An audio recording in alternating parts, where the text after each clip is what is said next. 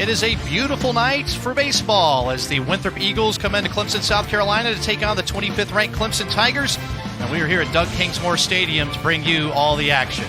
Mark Childers here with Richie Schaefer, and a really good opportunity for Winthrop to come in and take out a big-name team and a ranked team. Yeah, they came in here last year and won, so they're trying to repeat that performance against a Clemson team that's feeling pretty good about themselves right now. They should be feeling pretty good about themselves right now. They beat Presbyterian 12-0 last night. Really their best offensive performance of the season. Can they continue to ride that momentum? Yeah, that was a big point Monelli had before the game. He's talking about how do we take that momentum from a big win, carry it into another. You don't want a repeat of what happened against College of Charleston against the South Carolina series. Yeah, these midweek games can be tough sometimes, so it'll be interesting to keep your eye on. Clemson scored 12 runs last night, and they also had their fourth shutout of the season. So let's see how the Winthrop Eagles can deal with the pretty hot pitching staff of the Clemson Tigers. You've got Luke Hannum at the top of the lineup. He leads the team with a .429 batting average. Spencer Yankel batting cleanup. He leads the team with 14 RBIs, and he's got 1 home run on the season. And, hey, keep your eye on Tyler Baker down at the bottom of the lineup. He has 5 stolen bases this season. Winthrop really likes to move fast on the base paths if they can. Defensively set up for the Tigers, you've got Ferry, Mikowski, and Brewer. Across the outfield, Hackenberg behind the plate. His 17th consecutive start. He started every game behind the plate for the Tigers this season. And a good pitcher on the mound for the Tigers. Yeah, Keyshawn Askew, he's one of these guys, if they can get him going and get him in a rhythm, he's very tough. He's had some control issues this season. Sometimes he can be a little hit or miss, but when he's locked in, he's a really tough arm. So Clemson's going to want him to get out to a hot start. Yeah, Askew's fourth appearance for the Tigers this season. Pitched 2 innings against Liberty earlier this year, 2/3 of an inning against Stony Brook, and 1 1/3 inning against East Tennessee State. And then College of Charleston in the midweek game last week, he pitched 4 innings, ended up giving up 3 runs in that ball game, but I felt like he pitched pretty well. Yeah, that's just what we're talking about, right? Once he got settled in, he did really well, but it was that the early scuffle where he fell behind some guys. There's some hits, some home runs, but once he got settled in, that's what we're looking for out of Keyshawn Askew today.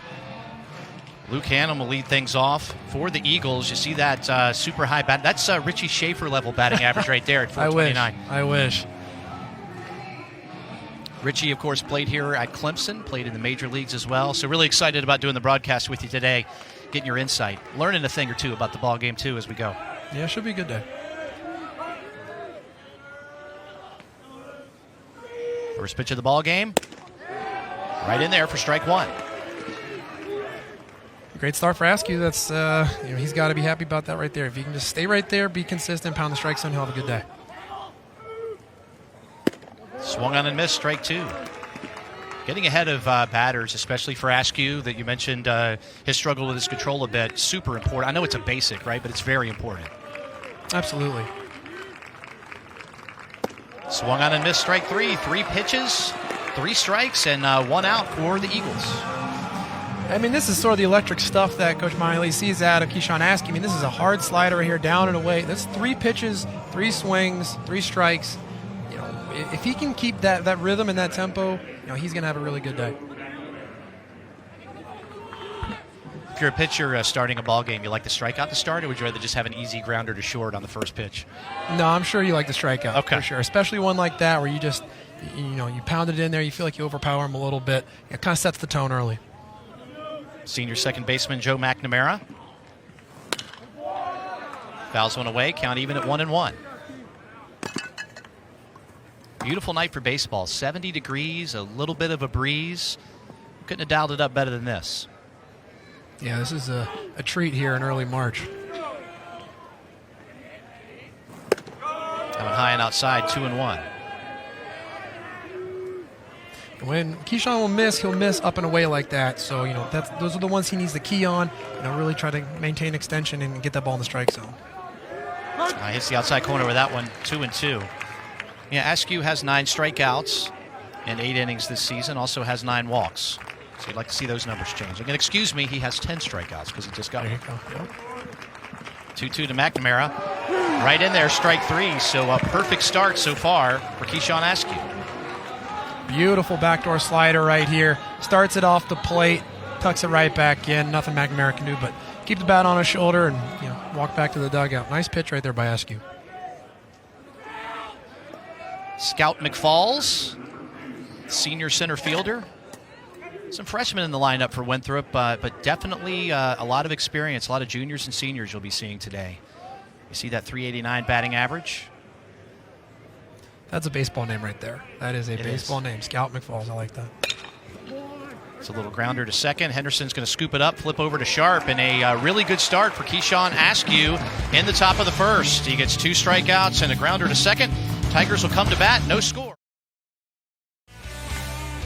No score headed to the bottom of the first. You see the Tiger lineup right here. Dylan Brewer leading things off for the Tiger. He had a double and 3 RBI last night. Hey, you talk about having a great night. Davis Sharp, 2 home runs, 5 RBIs last night. You see him in the 5-hole. Bo Mikowski, who is a fill-in in center field after an unfortunate injury that we'll be talking about here as the course of the game goes on.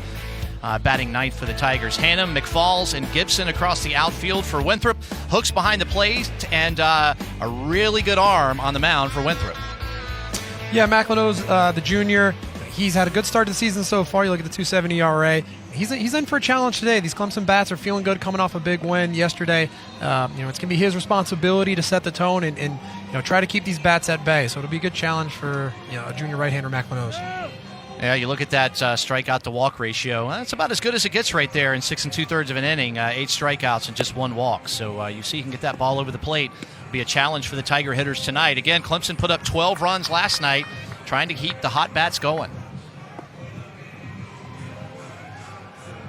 Dylan Brewer, the freshman from Lattice, South Carolina, will lead things off. As I mentioned, a double and 3 RBIs last night against Presbyterian. Got that average up to 250.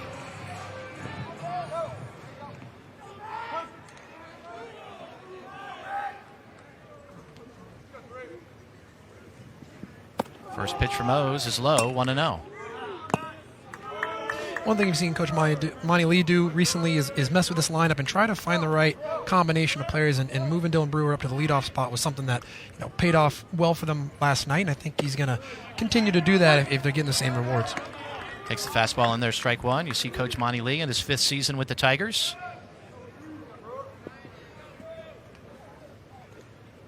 Kier Meredith getting ready for his at-bat this half inning in there as well. That one bounces up there, 2-1. Again, Brewer in the lineup as a freshman, and he's been a nice find for the Tigers. And I don't want to say a surprise because you had good expectations for him coming in, but I'd like to see the youngster out there. Yeah, it's always tough as a freshman coming in, trying to get your feet wet and figure out how you're going to be competitive. A ground ball right here to McNamara, throws it over for the first out of the inning. But, trying to get comfortable as a freshman is always difficult. And, he's done a good job.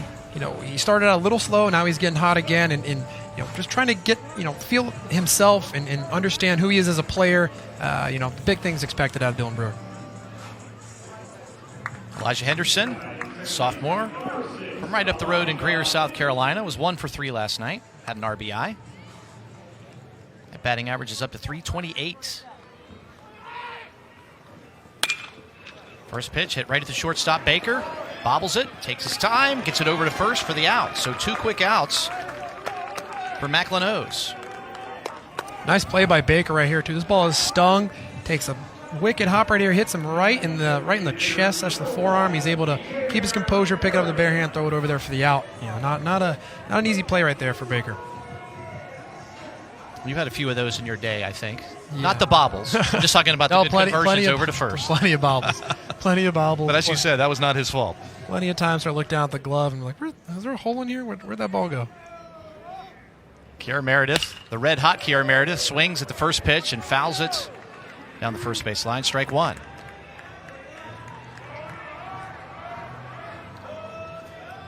You see the Winthrop defense really shading Kier Meredith right over here in the 4-hole pretty deep. He's been red hot so far this season and been a spark plug for the Clemson offense, and you love to see him play with confidence right now. That one just outside 1-1. Meredith has reached in all 16 games this season. He's gotten on base. He's also stayed healthy. That's the number one thing for him. He fought injuries the 2 previous seasons. Yep, he's healthy, he's confident, and you can really tell he's playing and having a lot of fun out there. Nose misses a little bit outside, 2-1.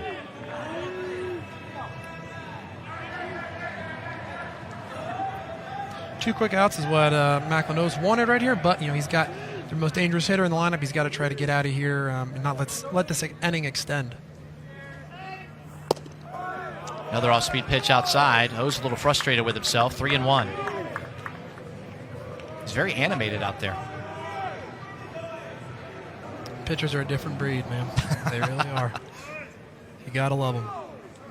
See him take the deep breath, talking to himself a little bit. See if he can get this one dialed into Meredith. Meredith way out in front of that one. Hit it a long way, but foul. Full count, 3-2. It's been fun to see the progression of Kier Meredith so far this season. You see that 3-1 cut right there. That's the swing of someone who's really feeling it, really confident. He's got one pitch. He's in attack mode. It's really fun to see a guy like this who's really clicking on all cylinders. 3-2 pitch to Meredith. It's a hopper to McNamara. Fires over to Jenner at first, and that's out number 3. So a very quick top or bottom of the first inning for Macklin O's. We'll head off to inning number 2. No score between Winthrop and Clemson.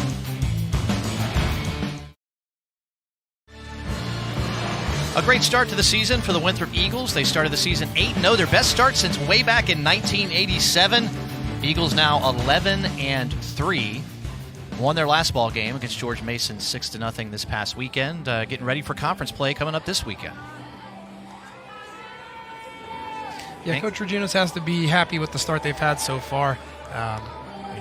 Winthrop's one of these programs in the Carolina area right here where they get a lot of talent. There's so much talent to choose from in this area, and a lot of guys end up as programs like Winthrop and develop into really quality players. So it's to be a good challenge all the way around for both teams. Spencer Yankel, designated hitter, batting .370. He's got a homer and 4 RBIs. And Askew starts him off with strike 1. Big cut right here. You love to see it. First pitch fastball. Yankel goes after it, can't catch up.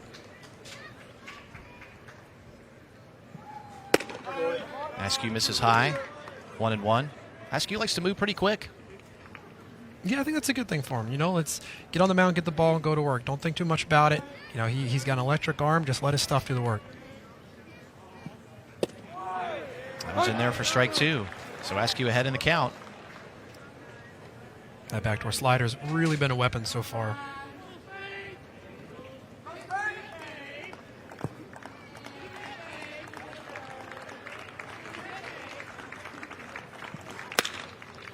Yankel hits one kind of off the end of the bat and foul. Count will remain 1-2. He's down in the Tiger bullpen. It's a good job by Yankel here. Just sort of slapping it out of the way. A little emergency swing right here. 1-2 count. He sees it up and away and just tosses his hands out and smacks it out of the way to get another pitch.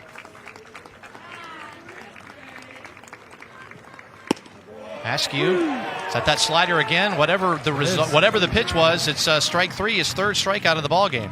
Yeah, that backdoor slider. Once again, these Winthrop hitters are having such a hard time, pulling the trigger on this pitch. And the problem is he's got that sidearm slot. The pitch looks like it's coming out in the left-handed batter's box, and they're giving up on it immediately. It's sneaking back over the plate for strike 3. If he can keep pounding these fastballs away and then moving that backdoor slider, and these are, he's gonna have a lot of success with that.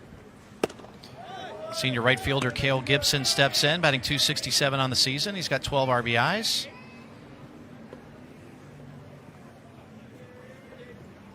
He's ahead in the count, 1-0. Grounded over to short. Henderson scoops it up, fires over to Sharp at first base, and a quick out number 2. Haven't had a ball out of the infield yet by either team.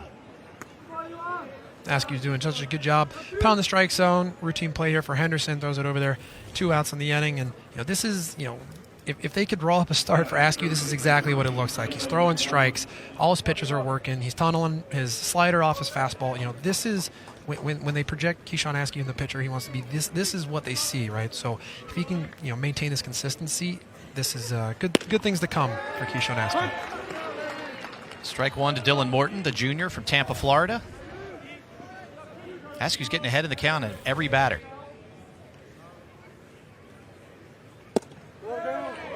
That slider again just misses, 1-1. Oof, just missed right there. Home plate umpire Tyler Simpson says just a little low, but I'm sure Keyshawn Askew wanted that one.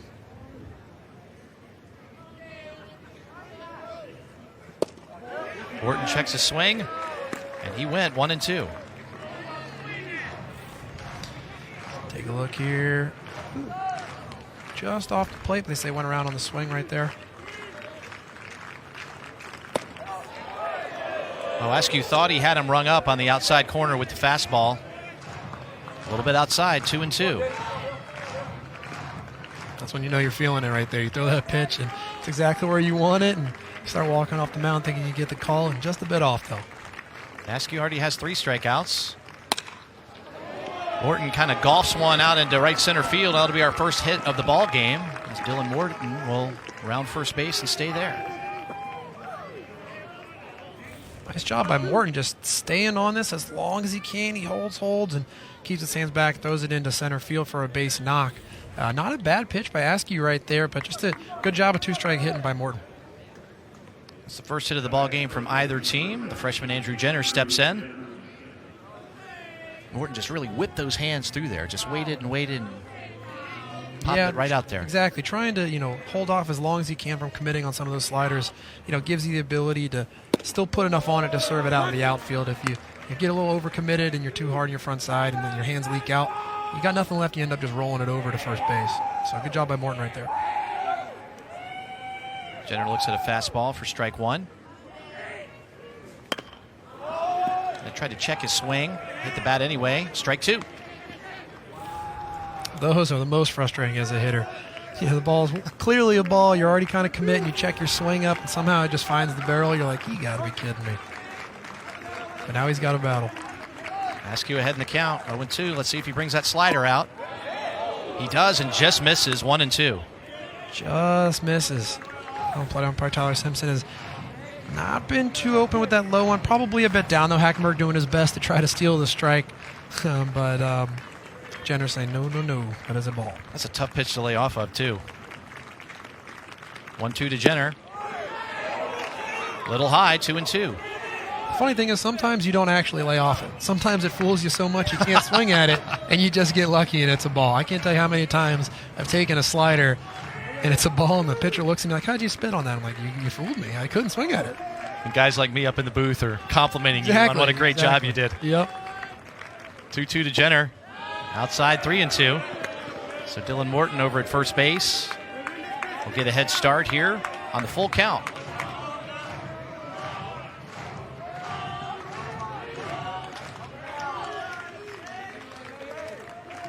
First full count of the game for Askew.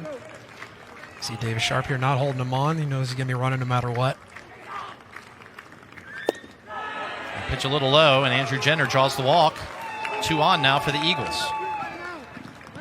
So this goes all the way back to Morton's 2-strike single right here. That's the importance of keeping those at-bats alive with 2 outs, because you fight off a tough slider, you throw it into center field for a single. Now all of a sudden you draw a walk. Now you got a threat. Now you got 2 guys on. And, where Keyshawn Askew was rolling, now all of a sudden he's in a situation where he's got some adversity. So this is important moment for both teams right here to either try to strike for Winthrop or try to shut this down right now for Clemson. Freshman catcher Ty Hooks up now for the Eagles. That one catches the outside corner, strike 1. And Askew thought that he had Morton struck out, right? He threw that fastball in the outside corner, started walking towards the dugout. He thought the inning was over then. And now he's got himself in some trouble. 100%. Sometimes you can, let your guard down when you think you got the pitch, and then you got to reset and refocus. That one a little high, ball 1. Hooks thought about it, shut it down. Good take right there. That pitch is up. Going to be able to do anything with that. So, good take right there by Hooks. Just the 5th start of the season for Hooks. He's batting .200. Fouls that one off. 1-2.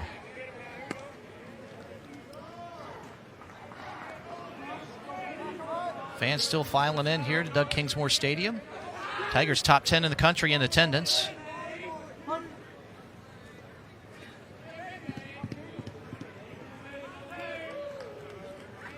Big pitch right here from Askew.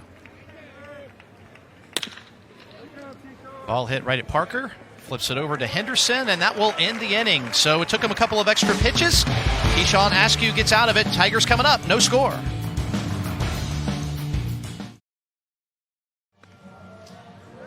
Some students out enjoying the beautiful evening here at Doug Kingsmore Stadium as we head to the bottom of the second inning. No score. Mark Childress here. Former Clemson player, former Major League player Richie Schaefer with me. A good start for both pitchers. 2 scoreless innings for Keyshawn Askew. And Macklin O's got the Tigers to ground out 3 times in the top of the first. Here comes Briar Hawkins, the sophomore from Cumming, Georgia. Hawkins had an RBI, scored 2 runs last night in the 12-0 blowout of Presbyterian. Yeah, this is the heart of their order right here coming up in the bottom of the second. So their first shot at O's. I'm sure they're going to be feeling out how he looks and you know what he's got. So should be a good couple IVs coming up. O's misses outside. Ball 1. He hops around after that. I'm enjoying watching him. He really gets into this. He's got some Mike Clevenger in him. If you don't know who that is, Cleveland Indians pitcher. He's got a big old kick after he throws. Good off-speed pitch there. Strike 1. Actually looked really similar to him. I just noticed that the second time. All right. He does a 360 after he got the strike there. Just whips around. Good looking cut by Briar Hawkins right there, but a better pitch by O's.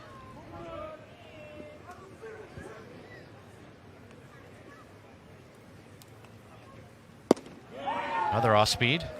Another 360 by Macklin. O's. Strike 2. That'll be his cereal when he makes the major leagues. Right. Macklin O's. Frosted Macklin O's. Frosted Macklin, even better. Yes. We need to talk to him after the game. O's misses high with that one. 2-2. Wouldn't be surprised if he goes right back to that slider after throwing the fastball up and in. Sometimes you just throw a show pitch like that to kind of speed him back up to come right back to the slider. There it is. Good call there. Hawkins finds a way to stay alive. Talked about defensive swings, just trying to keep your life up there. Hawkins had one there. Yeah, sometimes that's all you got to do with 2 strikes.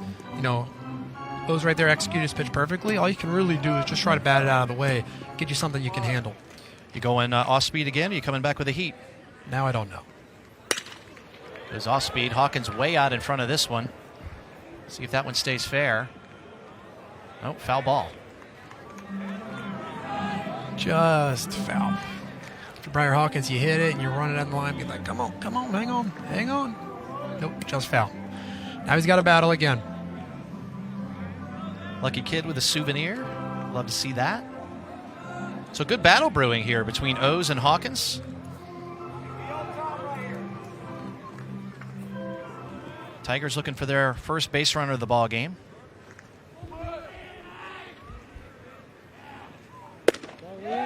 Fastball inside, full count.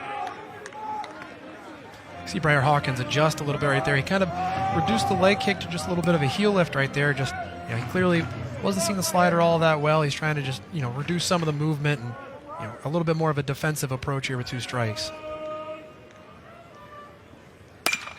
Hawkins lines one past the third baseman for the Tigers' first hit of the ball game. It's a nice little duel there. Yeah, good looking cut right here by Briar Hawkins.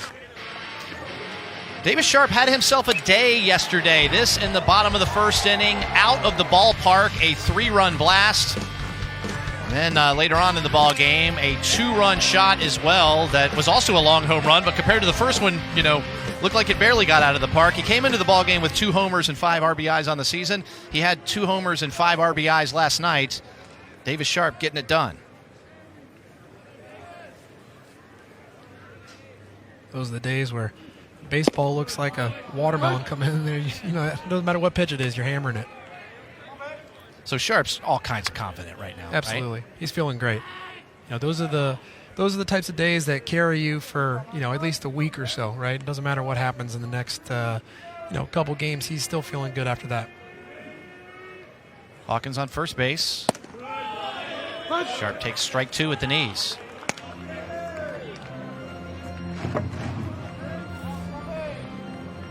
Good looking pitch right there at the knees. Davis clearly thought it was down, but great spot right there by O's.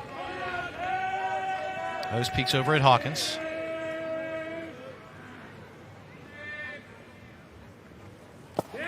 Off-speed pitch to Sharp, swung on and missed. Strike 3. First strikeout of the ball game for McLenose. That's a great pitch right there. He set it up perfectly with that fastball at the knees, through the slider, starts out right the same spot and then just dives right down under the barrel for strike 3. You can't draw it up any better right there. I mean, that's textbook pitching right there by McLenose. See the little kick? He's pumped. He loves it. Loves it. He's so animated. He loves it. Fun to watch. You got to have swagger out there, man. He's got it in spades. Chad Ferry, the sophomore left fielder, looks at strike 1. He had 2 hits last night against Presbyterian.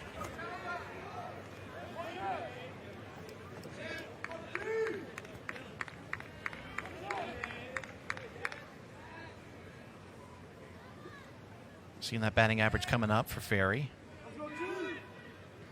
Hawkins still over on first base. Outside, 1-1. Yeah, you see O's lose a changeup right here, arm side. He's clearly more comfortable fastball slider. When he's left, he's getting the box, and he's got to work with the changeup. It's clearly not a strong suit of his, so I'm curious if he's going to start mixing in the slider to some of these lefties if he feels like he can't get the feel for that changeup.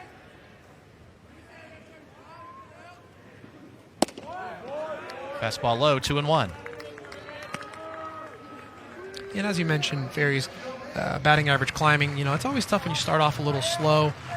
You kind of keep glancing up at the scoreboard. You're not seeing numbers that you like, but all you got to do is chip away one day at a time, one at bat at a time, and before you know it, you look up midseason, you'll be right back to where you want to be. He's only had 26 at bats on the season, so Yep. he's got a long way to go. Those steps off. It's a lot easier said than done, though. It's Yeah. a lot easier said than done. I've been in plenty of those slumps where you're like, man, just dreading walking up to the box.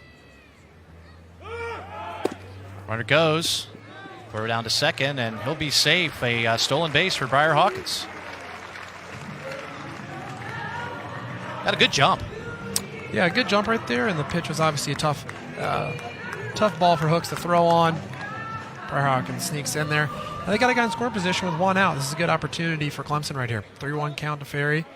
These are the positive count, positive situations the Clemson offense is looking for right here. Hawkins' first stolen base of the season. The foot he slid in with missed the bag entirely, and he got in with the back foot. That was actually a really close play. So Ferry, a gigantic cut on a 3-1 pitch. Count full now, 3-2. Big old cut. He's trying to hit that ball out of the moat out there in right field. I love it. Woo! You don't get a ton of opportunities to take cuts like that in baseball. When you get your chances in 3-0, 3-1, you take them. So Hawkins on second. Ferry looking to drive him in for the first run of the ball game. Ferry hits one to center field for out number 2. It falls with the catch. Hit it hard, just right at him. Yeah, he stung it. Just some bad aim. We call that bad aim. If he hits it, about 10 feet to his left, it probably drops in for a base knock. Hawkins can advance to third, but nature of baseball. Now O's has 2 outs. Still has that threat out there at second base, so we can't give in just yet. Sophomore James Parker steps in. He had 2 hits last night as well. Probably picking up a theme. Tigers had a good night at the plate last night with the 12 runs against Presbyterian. Hawkins still down on second. Parker swings. Hits one really hard down the left field line, but foul. That went a long way. Yeah, this is the second slider of the inning that was pulled foul for a home run. It's got to be frustrating for the hitters. I know it is. They just got to try to stay through the ball just a tiny bit more if they can try to, work their bat path towards, left center, towards the scoreboard a little bit more. They just get a tad bit out front, yanking it foul. But good passes on these sliders so far.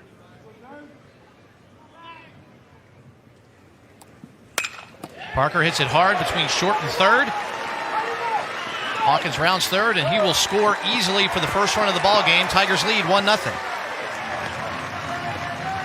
Nice job by Parker right here, cashing in this run. I thought maybe there was going to be a play at the plate, but it looked like Hannah Mountain left field bobbled it just a hair, so there wasn't a play. That's a big 2-out RBI knock right there from James Parker. Yeah, Hannum bobbled it a little bit. I thought it was going to be close as well, but no throw. Hawkins scores easily. Yeah, Hannum was playing pretty deep out there too, so sometimes those can be difficult to come up and throw. And what you don't want to do is you don't want to make just a wild throw when you can't get the guy out at home, and then Parker advances to second base. Sophomore catcher Adam Hackenberg. He had a double and 2 RBIs last night. Swung on and missed, strike 1.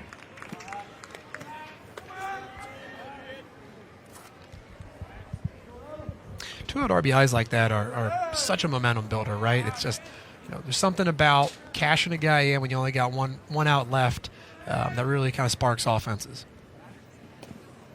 Throw back over to first. Parker gets in. And it's something, the Tigers have done a decent job manufacturing runs this season, but for a team that up until the last couple of ball games has been struggling a little bit offensively, those 2-out RBIs are magic. Hackenberg fouls one away. He's behind 0-2. Yeah, and I'm sure Coach Lee hopes that this is the offense that's trending up, right? You're starting to see a big day yesterday. We got the consecutive games scored to the run, the third longest active streak in NCAA. That's a really impressive number and something that is pretty incredible. Runner goes, got a huge jump, and James Parker will stroll into second base with a stolen base. Macklin O's, I feel like, has kind of lost the plot with the 2 base runners so far. Not really doing a good job of even peeking over to first base. Yeah, both Parker and Hawkins have timed him up really well and gotten great jumps. Hooks hasn't really had an opportunity to throw him out at all. He's got to really vary his looks and keep these guys honest over on the base paths. Fouled away. Count remains 1-2. Yeah, this one rattles around in the dugout. Did this one get anybody? Heads up. Oh, look out. Heads up. Got to keep your head on a swivel over there in the dugout. You never know what's going to happen. You've been hitting the dugout by foul ball? Yes. A couple different times.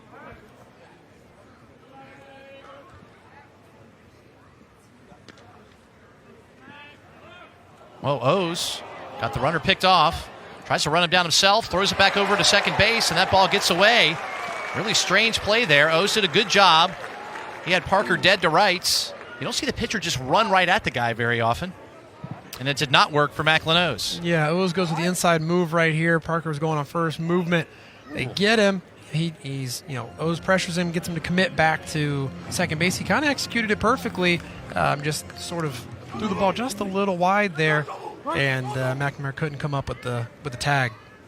So the Tigers get a break. Let's see if Hackenberg can make them pay. Parker a little closer to the bag this time. Hackenberg fouls another one away. A stolen base number 24 for the Tigers this season. They've got 2 here in the first inning. 24 of 28 on the base paths. That's pretty good. Yeah, that's good. But that was a good job by O's right there. He recognized that both Hawkins and Parker got great jumps on him, so he mixed up some looks, and that'll give caution to the next guys on base that they can't just take off at will.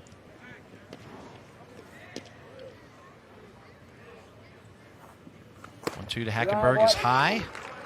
2-2. So O's breezed through the first inning, 3 straight groundouts. He's laboring a little bit here in inning number 2.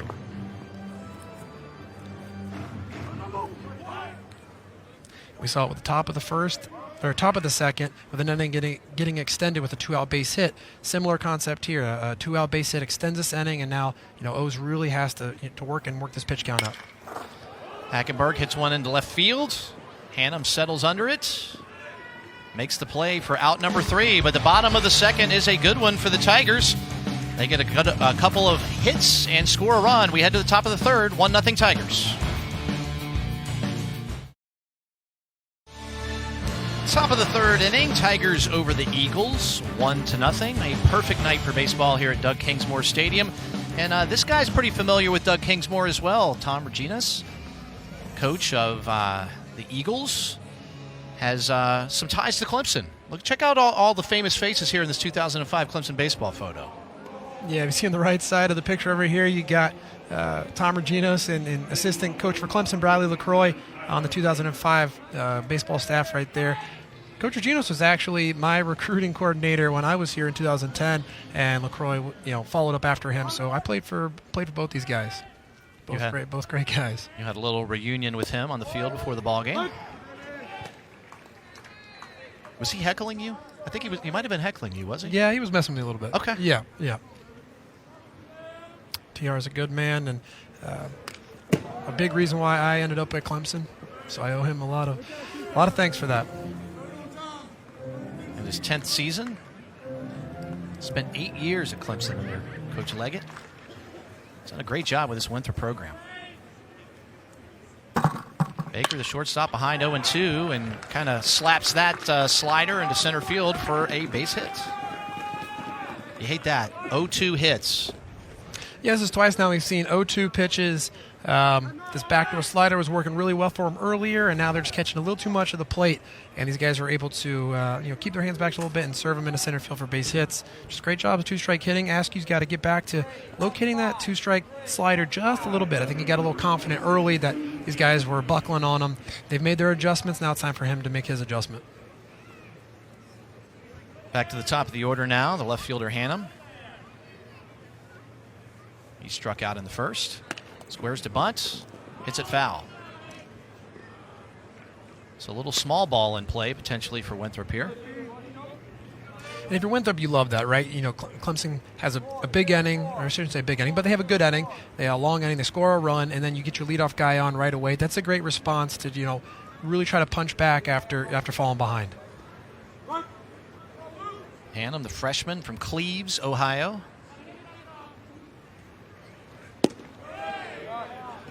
Off-speed pitch just misses, 1-1. Yeah, not a bad pitch right here, a little down, but that should be the 0-2 pitch right there. He just needs to find that, keep that location. Just, once he gets to 0-2, that's when you bring that pitch out. Goes over to first. Baker scrambles back. This is Askew's 5th appearance of the season, his first start. Done well in the first 2 innings, but in a little trouble early here in the third. Baker on first. 1-1 to Hannum. Hannum fouls that one away, 1-2. Good fastball right here, up and in under the hands. Hannum's late, just fights it off. Those are always so tough because they come out of the hand and they look like a good pitch to hit originally, and then by the time it's halfway to the plate, you realize that it's about to hit you in the thumb, and you're like, oh, geez. You just try to fight it off as much as you can.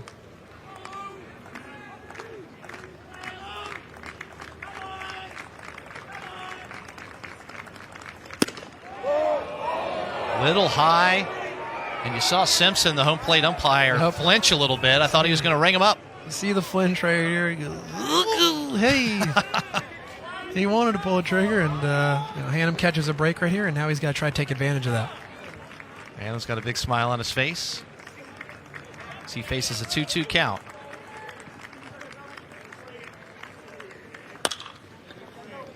It's a slow roll over to Parker at short. Only play to first. He's got to hurry to get him, and he does, out number 1.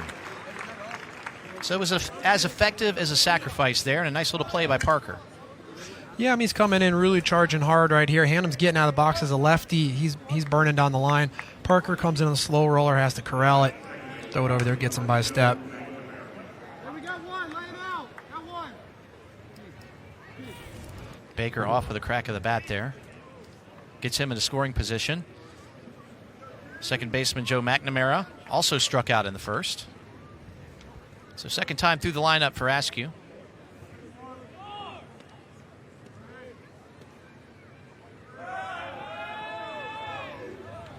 Looks Baker back. Just keeping him honest right there, a little inside move. I'm sure they're really trying to keep him at second right there. They don't want to get to third with one out. Henderson shaded way over towards the bag. High and outside, 1-0. Yeah,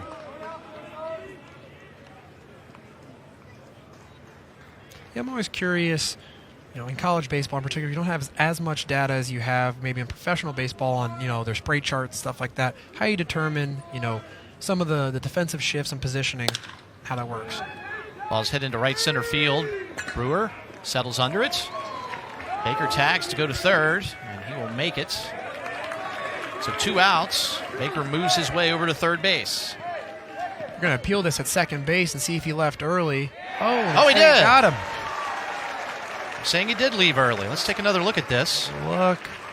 Oh, yeah. Sure did.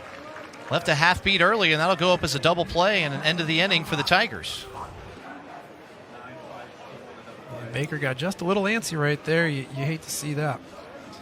So 9-5-4 on the double play, and Keyshawn Askew gets out of it in the top of the third inning. We'll go to the bottom of the third. Tigers up 1-0.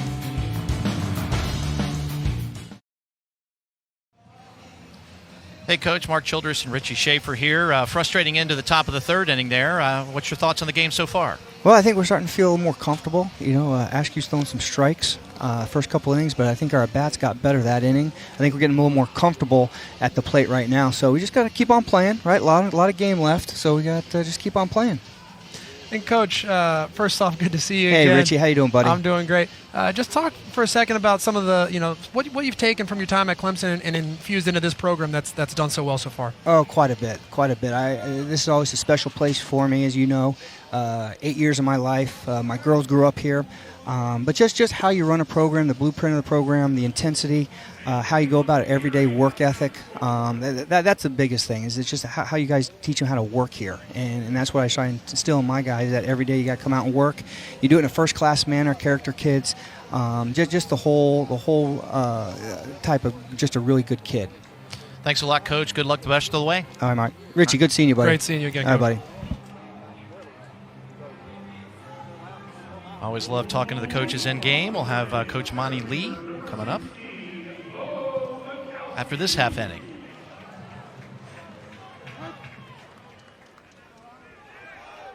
Bo Mikowski, the junior, swung on and missed, strike one. Those pulls a string right here. A little change up. Mikowski swings over it. So Bryce Teodosio was the starting center fielder. He broke his wrist against South Carolina. He'll be out for an indefinite period of time, so that gives Mikowski a fantastic opportunity. Yeah, that's a tough break with Teodosio, especially on such an incredible catch. Yes. Where he broke. I mean, such an amazing play. You hate to see that. But he'll get his medical red shirt and have the ability to come back here and give it another shot. Mikowski stays alive. Count still 0-2. Yeah, 0-2 right here. You just got to fight and battle off and see if you can't get something over the heart of the plate. There's Teodosio right there. Mikowski stays alive again on a fastball. Count still 0-2. You can see that wrist cast on there. Could be in that cast as long as 6 to 8 weeks when I talk to Coach Monty Lee. They just don't know yet, right? Yeah, I mean, it's always tough with some of these things. You just never know how guys are going to heal and bounce back. We wish him nothing but the best. He's a good kid and a heck of a player, so future's going to be bright for him. Teodosio, definitely one of the leaders in the clubhouse, and I know the coaching staff's trying to figure out a way to get Teodosio to go on this big, long road trip they've got coming up after this ball game today. They can work out his medical appointments. They're hoping to have him travel with the team. Count now 2-2 on Mikowski. Yeah, Mikowski's doing a good job battling back into the count right here. He gets it back to 2-2, fouls a couple pitches off, taking some tough pitches. All he's looking for is that one pitch over the heart of the plate he can do some damage with. 2-2 from O's. Grounded to McNamara, flips over to Jenner for out number one.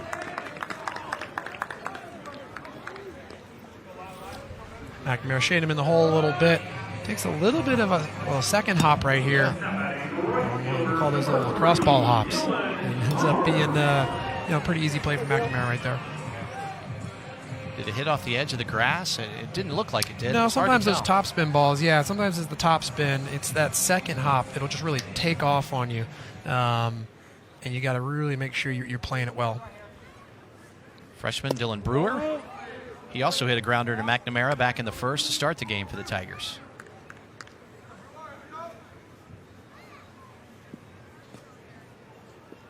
And outside of that one run, O's has done a good job keeping these guys off balance so far.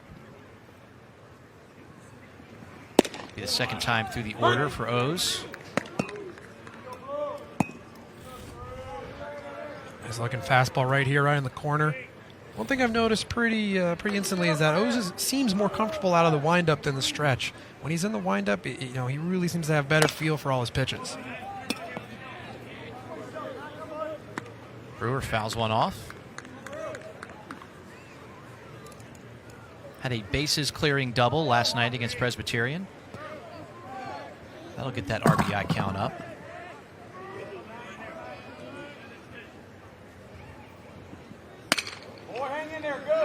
Brewer fouls one away. Still 1-2. Kids are going to chase that one down. You can hear Coach Lee in the background saying, "Hang in there, good, good." He's just talking about Brewer fighting that ball off, staying in the at-bat. That was a changeup that kind of stayed up a little bit. Brewer did a good job slapping it out of the way and giving himself another opportunity to hit. Heads up. Those lose that fastball up a little bit right there, and with 2 strikes like that, you're really trying to stay in there as much as you can. Those can be the scary ones where you're really trying to, lean in there as much as you can and really watch the ball. Brewer. McNamara, diving play, fires over to first. Brewer's going to beat it out. Ball gets away, but a good job of backing up there by Hooks. I think that'll be an infield single for Dylan Brewer. Yeah, it was close to being a web gem right there by McNamara. He does a great job laying out here full extension. Tough play, even on the short hop right there, too. He just can't put the ball on the target. Would have been a bang-bang play anyway, but, heck of an effort right there by McNamara. Just throws it a bit wide. Jenner does all he can right there to knock the ball down so it doesn't go into the dugout, but heck of an effort right there. Brewer hustling down the line. So I think he'd have been safe regardless, I think. But yeah, for sure. It would have been close.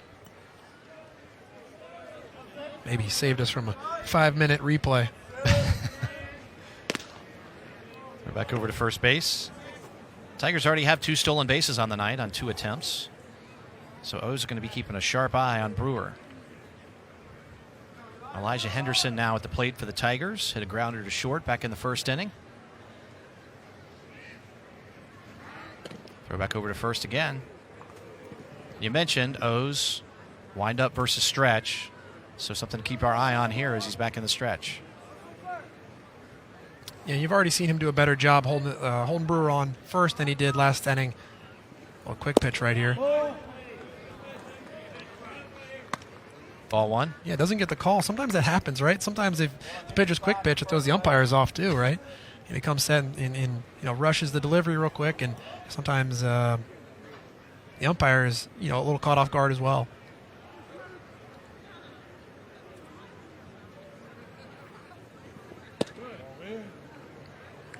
Inside 2-0.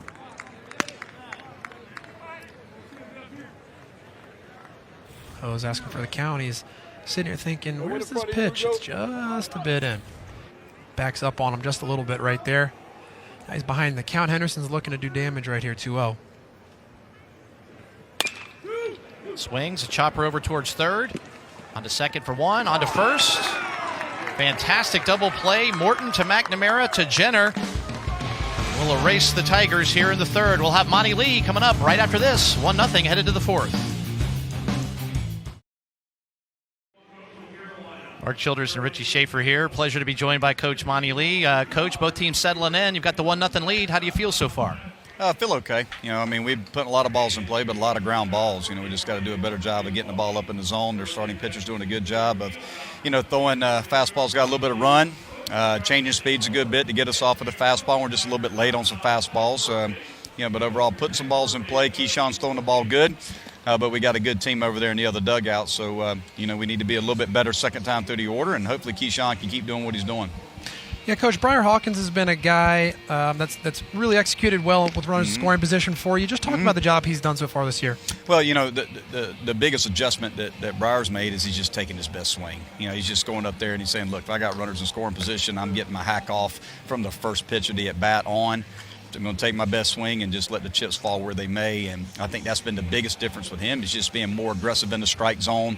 And even when he, swings and misses, he's taking his best swing. He's just been super aggressive right now, and he's full of confidence, and he's doing a great job for us. Thanks a lot, Coach. Good luck rest of the way. Thank you. Thank you, Coach. Monty Lee, you saw that 5-1 all time against the Winthrop Eagles. He's got his Tigers up 1-0 after 3.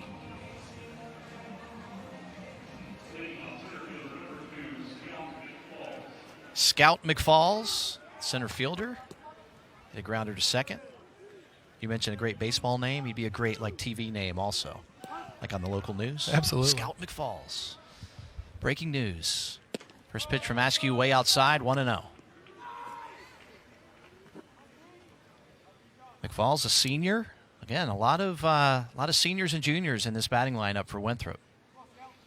Yeah, it's no surprise they've got off to such a hot start with the sort of the upperclassmen leadership they have on this team. When you got guys like this, like Scout McFalls in the 3-hole, who are seniors and having quality years like this, it just really sets the tone for your entire team. Gives guys someone they can kind of look to lead them. Off speed in the dirt, 2-1. Let's see this foul ball here. Well, got a battle for this one. Look. Melee after the ball. Love it. Camera right there, guys. Askew misses outside, 3-1.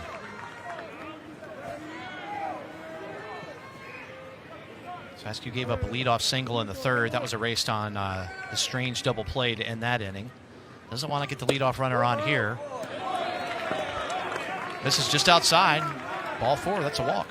I didn't miss by much. Yeah, it didn't miss by much, but yeah, it looks like that's off the plate. Yeah, just enough. That's a ball right there. And even 3-1 right there, that's not something McFalls is going to be swinging at. But if Keyshawn Askew is going to be a starter, this is where his development needs to come. And he's once he's in the 4th inning right here, his pitch count's gotten up a little bit. This is the difference between being a starter and being a long inning guy out of the bullpen.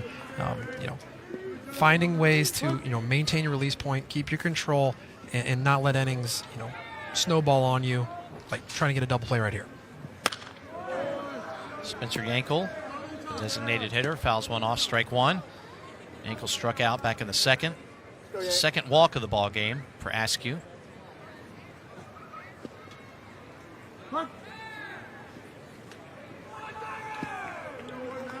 Falls on first after the walk. Hit down the right field line. Foul territory. Brewer gives it a look. Lands over in the bullpen. So we've seen the last 2 innings right here where Askew's gotten 0-2 a couple different times and lost a few guys, throwing pitches that are just a little fat. So, I'm sure coach is looking for him to make some adjustments right here and get back to throwing some of those put-away pitches that he had going early. Because if he continues to, let guys back in counts 0-2, they're going to have to turn to the pen at some point. Askew misses outside. 1-2. The next pitch will be pitch number 50 for him. You see Yankel taking a big breath right there, just clearing everything. I've always liked to do that. I think that's really important with 2 strikes, to really control your breathing, not let the at-bat speed up on you. Yankel gets it to Parker, to Henderson, fires to first, and another double play turned by this Tiger defense. Great job by the Tiger defense right there. Nice feed to Henderson. He gets it over there first for the double play. And that's what Askew needs right there. He gets a 2-strike count. He makes his pitch, gets the ground ball double play. The walk doesn't hurt him. And now he's got 2 quick outs, with only a couple pitches thrown. That's how you stay in games longer right there. So that's a great job by Askew right there, making an adjustment after the walk, coming right back at him and getting the double play.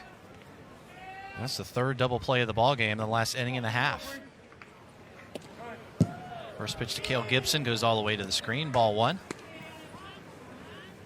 Gibson hit a grounder to second his first time up.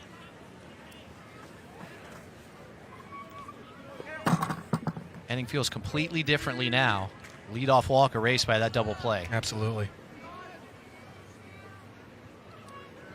And that's just the growth and development of a young pitcher like Askew, understanding that, it's not ideal that you walked him out the gate, but if we just focus in, we make our pitches, we can wipe them right off and, get right back in control of this inning. Gibson, a grad student. Looks at strike 1.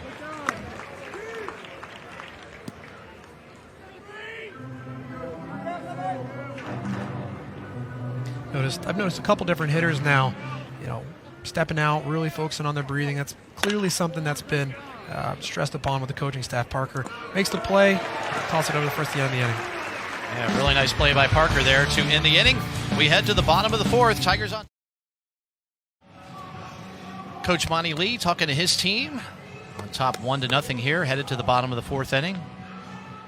Winthrop stretching it out in the outfield, trying to keep fresh. We're headed to the bottom of the fourth. Meredith, Hawkins, and Sharp. So the meat of the lineup due up for the Tigers.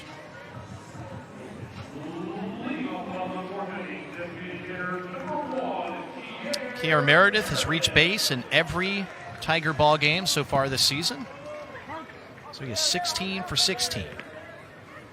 Had a bunt single in yesterday's game. Takes the off-speed pitch, strike one.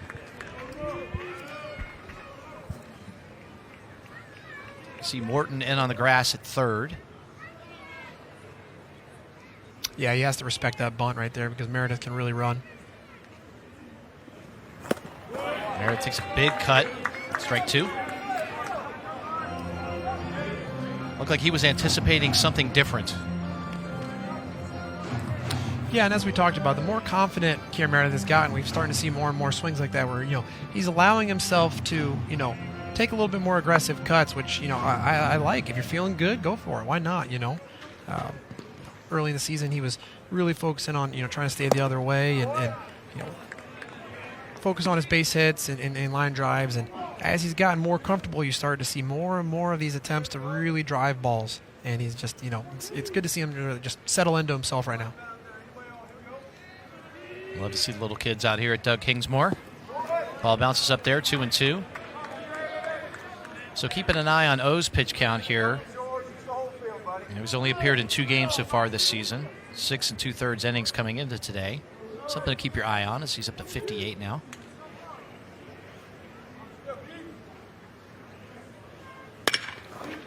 Meredith hits one to McNamara. Over to Jenner for out number 1. Let me tell you what, McNamara has been busy today. Lots of ground balls to the second base side. Yeah, Coach Regina's had him positioned perfectly right there. McNamara doesn't even have to move. Two-hopper right into his chest.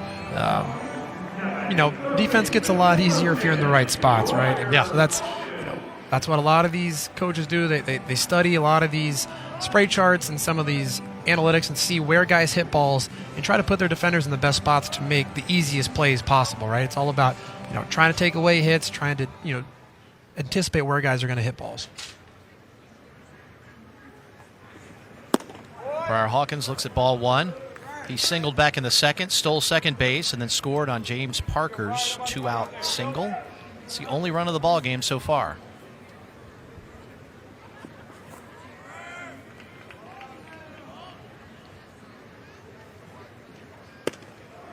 That one inside, gets away from Hooks, 2-0.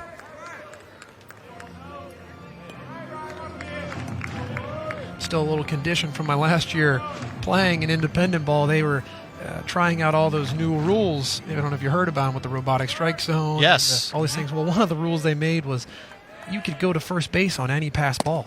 It didn't matter if it was. So he could have took off running right there. He could have just taken off. Yeah, he just ran to first base. So I'm still a little conditioned from that. I saw the ball get away, and I was like, oh, go, go, go. I was like, wait a minute. This is normal baseball. This isn't. If you commit to leave, can you stop part of the way? No, once you're out of the box, once you're out of the box, you're gone. What's the reasoning behind that rule? They were just trying all kind of new stuff.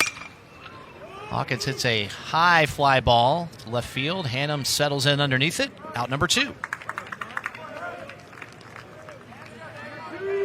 Hawkins takes a great pass on this. He's going to go back in the dugout and kicking himself. He feels like he got a pitch to hit and put a great pass on it.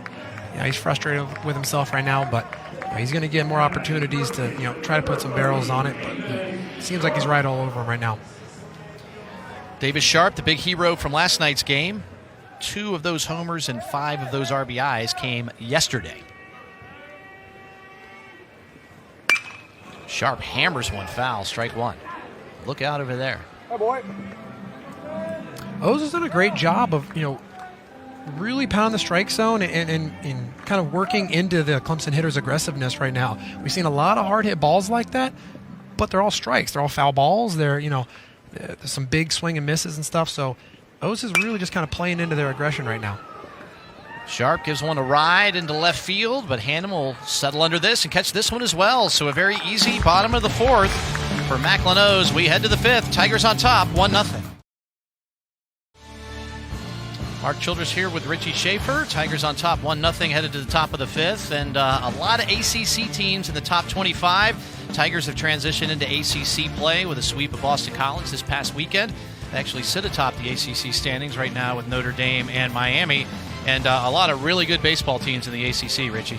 Yeah, I mean, the ACC has been notoriously a really strong baseball conference for decades now at this point. But it's always interesting to see the dynamic within the conference, right? Right now we got Louisville, Miami, NC State, and Duke at the top there, and Florida State and Clemson, at the bottom of the top 25. Throughout many years, it's been sort of flip-flopped and back and forth. So it's always interesting to see the dynamic between the conference and who's strong at the moment and who's a little weaker, and just that dynamic in general, because the talent spread out throughout the ACC is always the top tier, if not the best conference in college baseball. Well, Jackson Lindley gave Monty Lee 5 shutout innings against Presbyterian last night. Keyshawn Askew has delivered 4 shutout innings to start the ball game this evening. First pitch in center field for a base hit.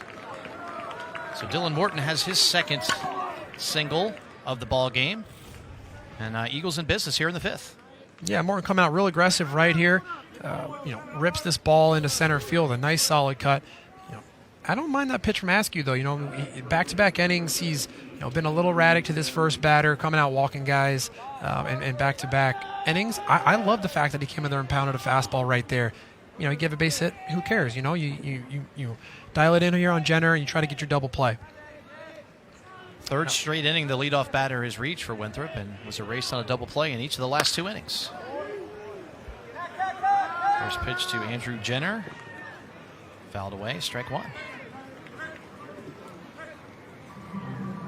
Yeah, I don't know if they have the personnel right now, like the combination of people on base and at the plate right now. I'm not quite sure, what combination they have, but I wouldn't be surprised if they get some kind of action going here, Winthrop I'm talking about, just to try to get, spark something, whether it's a bunt or a hit and run or even a slasher, or just try to do something to, get the pieces moving a little bit right now, because Askew's done such a good job keeping them off balance. Maybe might not be this hitter, but maybe if you get, the next 2 on or something just to, get the wheels moving. 1 to Jenner, fouled away, 0-2.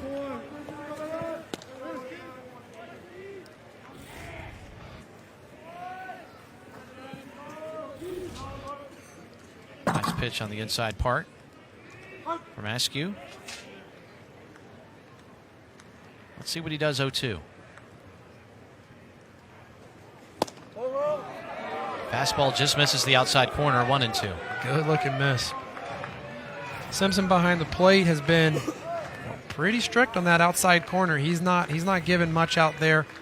Those are balls. I know Askew wants them. Those are off the plate, but Simpson's he's been pretty consistent in terms of holding that edge.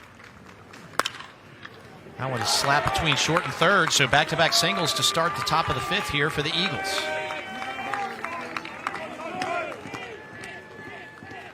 And with 2 guys on and no outs, I would not be surprised at all if you see Hook square around right here to try to advance these guys into scoring position. But nice piece of hitting right there by Jenner. Looks like we're going to have a mound visit. So uncharted territory for Askew. He has not gone this far in a ball game yet this season. Seeing if he can get a couple of more outs for this Tiger team. It's the longest outing of the season so far. It's just 2 innings against College of Charleston. Looks like Nick Clayton warming in the bullpen, the freshman for the Tigers. Yeah, I'm sure pitching coach Andrew C. really is hoping to, maybe get at least one more batter out of Keyshawn Askew right here to give Clayton a little bit more of an opportunity to get loose. Especially with a couple righties coming up. I'm sure you want Clayton in that good changeup coming in. The entire infield on the mound. The umpires on the mound. It's a long meeting. Might be one of those meetings where they have a couple choice words for home plate umpire Tyler Simpson right there. You're talking defense here as well, right? With the bunt possibly in order, and yeah, I'm sure that was the initial conversation. Was talking about the coverages, what they're going to do with the bunts. What side of the field Askew wants to cover, what side of the field they want Hawkins to cover, and then once the umpire comes out there, then I'm sure there was just a slight suggestion on maybe that outside corner is a little too tight. Just a slight suggestion. Is the coach making that suggestion? The coach will make that suggestion. Okay. Yeah. How kind of him. All right, let's see if you're right here and Hooks tries to advance these runners over. Morton on second, Jenner on first. Squares to bunt. Fouls it away, strike one. That was a good pitch to bunt. Just couldn't execute on that. All right, so you see that, they understand that the bunt coverage is happening right here. So we got, hold on, we got Coach Reginos is coming out and talking to Hooks, but maybe discussing where exactly to try to locate the bunt. Or maybe telling him, if they come crashing in hard, pull that back and look for a slash. But you see Sharp's in tight, Hawkins in tight. You got Parker shaded really far over to the left in the 6-hole over here.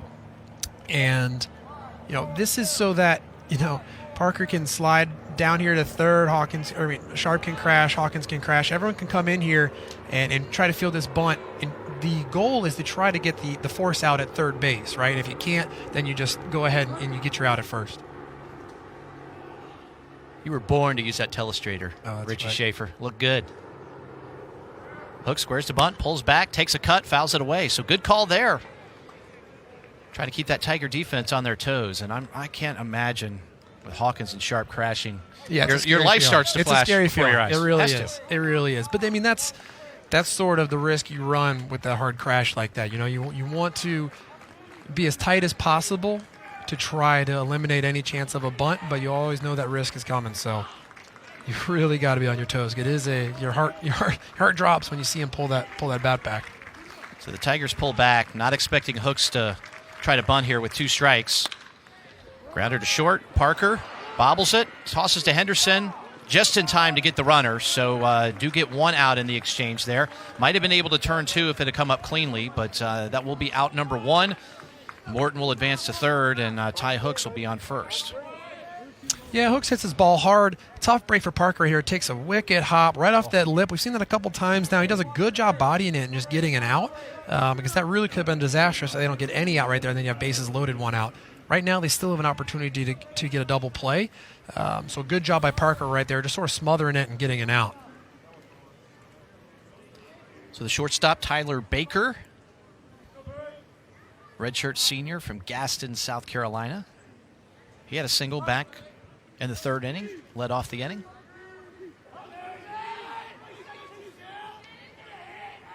Looking for a hit, of course, but a fly ball to the outfield would potentially tie this thing up. Swung on the miss, strike 1.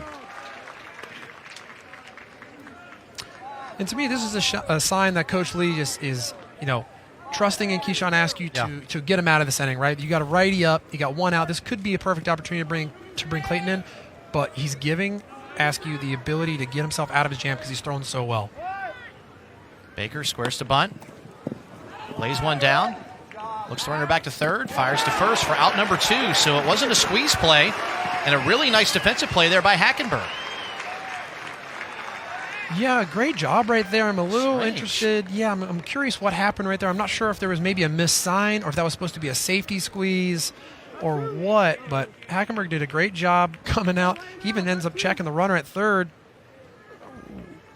You see Morton puts on the brakes right there, so clearly it was a safety squeeze. You would like to have seen him, be considerably farther down the line on his primary lead for the safety squeeze like that. So, missed opportunity right there by Winthrop, but good job by Hackenberg bouncing back and getting the out.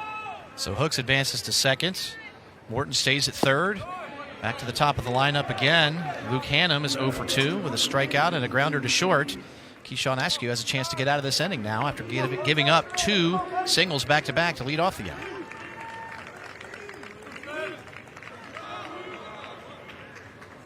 Hannum, the freshman. Looks at strike one.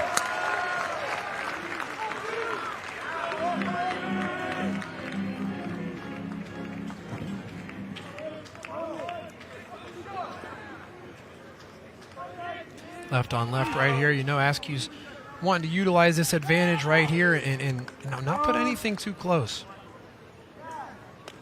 Hannum calls time, steps out. Jackson Lindley went 5 scoreless to start the game against Presbyterian last night. Keyshawn Askew trying to do the same tonight. Hannum gets a little blooper into left field. 1 run's going to score. Perry comes up throwing, holds the runner at third base, and this ball game is tied at 1.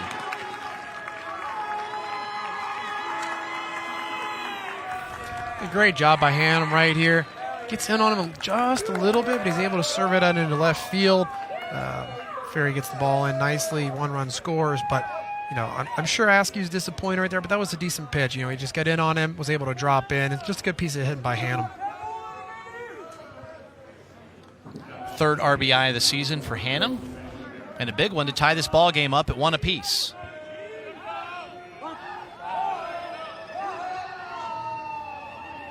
So Hooks is now on third base, Hannum on first, second baseman Joe McNamara. And this will be it for Askew. He did a great job today, but you knew with the lefty up, this was going to be his last hitter. He was just hoping he could get out of it. So the Tigers will make a pitching change. We'll come back and sort that out. This ball game tied at 1. Winthrop tying this ball game up at 1 apiece, and a new pitcher in for the Tigers. Yeah, Nick Clayton, the freshman, has been sort of a go-to arm out of the pen for Coach Lee. He's got a really good changeup. That's sort of his calling card.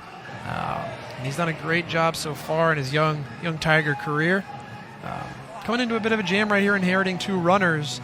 But these are the positions that relievers are put into. This is the tough job that they have. So Ty Hooks, the catcher, is over at third base. Luke Hannum, who just delivered the RBI single, is at first. Second baseman Joe McNamara will be coming up to face Nick Clayton. Good job of pitching, I think, by Keyshawn Askew. I would assume that he met expectations for Coach Lee. Yeah, he did a great job, especially in his first start like that, going deep into the 5th inning right there. He had his moments where, things could have gotten away from him, but he did a great job settling in and limiting damage. And then just right there, just caught an unlucky break, right? He had a fastball up and in. Ham's able to dump it into left field for a base knock. Easily could have even hit it a little harder and it would have been a routine flyout, So Just the game of inches right there. Keyshawn Askew did a great job. He's got to be happy with his performance.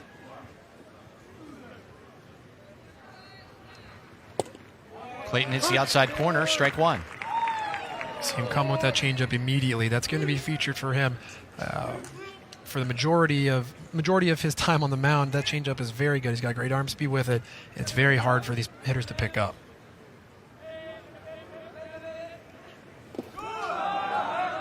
Throws one in the dirt. Hackenberg, a good stop. Count even now, 1-1.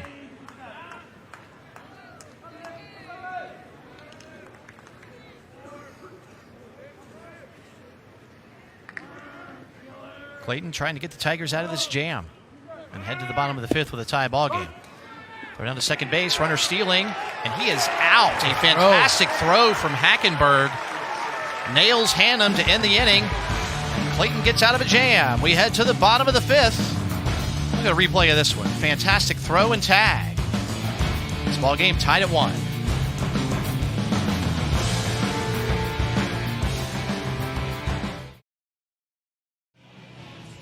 Clemson and Winthrop tied up at 1 apiece, and a great defensive play by Hackenberg. Of course, the catcher for the Clemson Tigers had this good defensive play on the bunt, holding a runner at third base, and then a great throw down to second to catch the runner. Yeah, this is an absolute cannon right here from Hackenberg. in a big moment, too. You know, the Winthrop was threatening right there. They're trying to advance this runner to second base. And as you see the stat right here, he's started in all 17 of the games. He's the only Tiger to start in double-digit games so far at the same position. You know, he is a cornerstone of this Clemson defense, and he's in charge of that pitching staff and in charge of that defense out there. You know, he's done a great job behind the plate for the Clemson Tigers, and he's someone that the Tigers can really lean on and depend on. Tigers defense has also turned 2 double plays. So a great day across the board for the Clemson defense. Ferry, Parker, and Hackenberg due up here in the bottom of the 5th. It's now a tie ball game. Ferry hit a fly ball to center field back in the 2nd.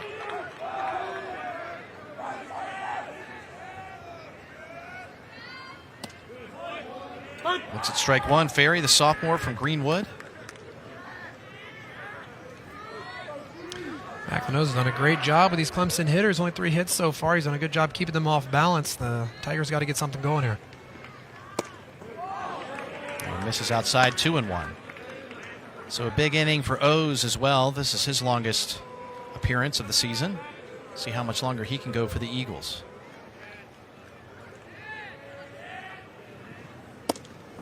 That one's inside, 3-1. I think it's important for the Clemson lefties to sort of drive this offense today, because those have done such a good job with the righties.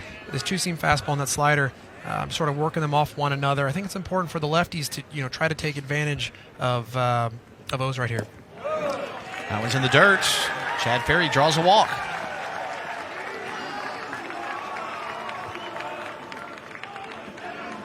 C.J. Conrad in the ball game now in left field for Winthrop.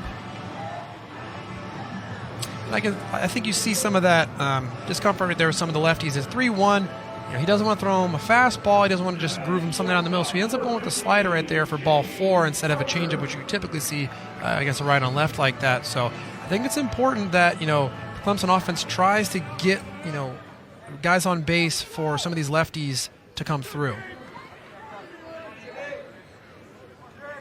James Parker, single and RBI, his first time up. Swung on and missed, strike 1. So Luke Hannum, who was the runner who slid into second base there, out of the ball game. So let's hope he's okay. That's who C.J. Conrad is in here replacing. See him right there. You can see his Oh, pinky taped up. That's never a good sign. throw over to first. Ferry gets back. This head first slides at second base can be so dangerous. You got not only the base, but you got the tag coming in and the glove and the shortstop. You know, so we hope he's okay.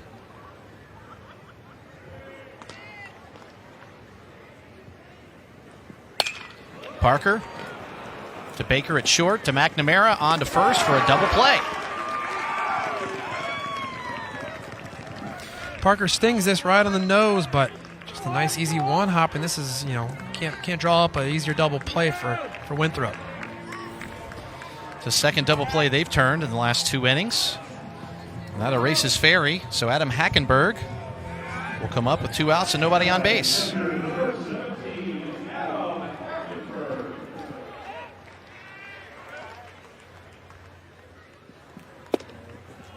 Ball 1 misses outside.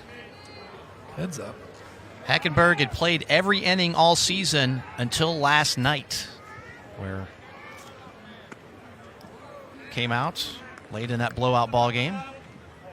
A well-deserved rest. Yeah. You can rest an inning or 2 every 16 games. That's right. Yeah. Once the game's once you're up by at least 12 or 14, I think you can, you know, take a half inning off.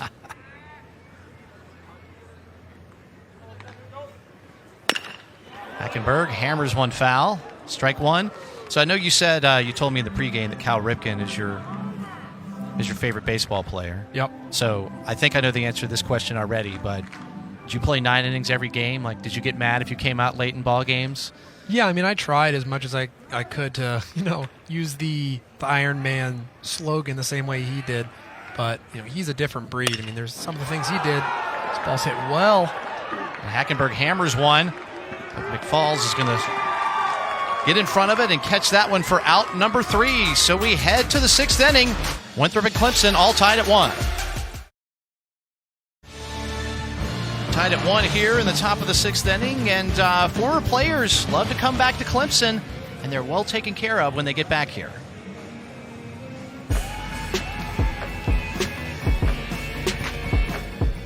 I've been broadcasting baseball games here for close to 30 years, so I've seen a lot of players come through the program. Each player has got their own kind of career path. I just remember Thomas Brittle as one of the hardest workers when he played. As everybody that plays college baseball, your dreams of playing professional baseball are kind of what you're living on and hoping for. And unfortunately, those days never came for me. It's difficult because at some point somebody's going to tell you you're not good enough anymore. Eventually, you've got to face that fact that your playing career is over. I had a friend of mine that his dad owned a car dealership, and I ended up doing that for a couple years, and last 3 years I've been an athletic director and a head baseball coach at a small private school. Once I got back into coaching, I wanted to get into college coaching. It seems like in the back of everybody's mind at some point they want to come back to Clemson. Found out there was an opportunity to come back to grad school here, kind of get my foot in the door somewhere and become a graduate manager here. For him to come back and be part of the staff, it was just neat to see the excitement that he had on his face to be back, help kids, and kind of give them the same opportunities that he had. We're talking about Ben Paulson. Obviously, he was a great representative of Clemson baseball. You kind of follow the guys that you know are taking that path to finally make it to the big leagues, which is what Ben did. And then when that's over, and you got to, again, decide what you're going to do. My fiance at the time, my wife now, was like, hey, you either go try to play baseball or you get off the couch and you have to get a real job. And since Ben did not have his degree, it was a great opportunity for him to get back to Clemson, knowing that the Clemson had the Tiger Trust program funded through IPTAY, that basically you can come back and finish your degree. I'm very grateful for it. It's a role I really embrace, interacting with the guys every day. That's the joy of this job, is we're gonna help them get better. We're gonna look after one another, and it doesn't matter when you were here, it's kind of a family atmosphere. Having been a baseball player, it's nice to see those guys come back and really be part of the culture, part of the community. There's something in these hills. That's what they say in these parts. And Richie, we're excited to have you back as well. I know you're taking some classes now, and we love having you in the booth up here with us too. Yeah, I'm finishing my degree here. Whenever your playing career is over, it's always a tough transition, but coming back here is always such an incredible experience. I know I can speak for Ben and Thomas that this place is really special, and it means a lot to all of us. And Clemson does such a great job taking care of the former players that come back. Like Bob mentioned on the video, the Tiger Trust program that helps returning athletes come finish their degree, supports them financially, and it's a really, really special place and a program that I am personally grateful for, and I know the other guys are as well. So Joe McNamara was standing at the plate when Luke Hannum was caught stealing to end the fifth. So he restarts his bat, and he's ahead 2-1.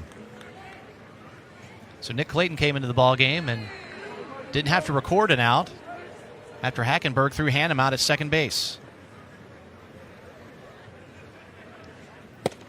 Swung on the miss, strike two.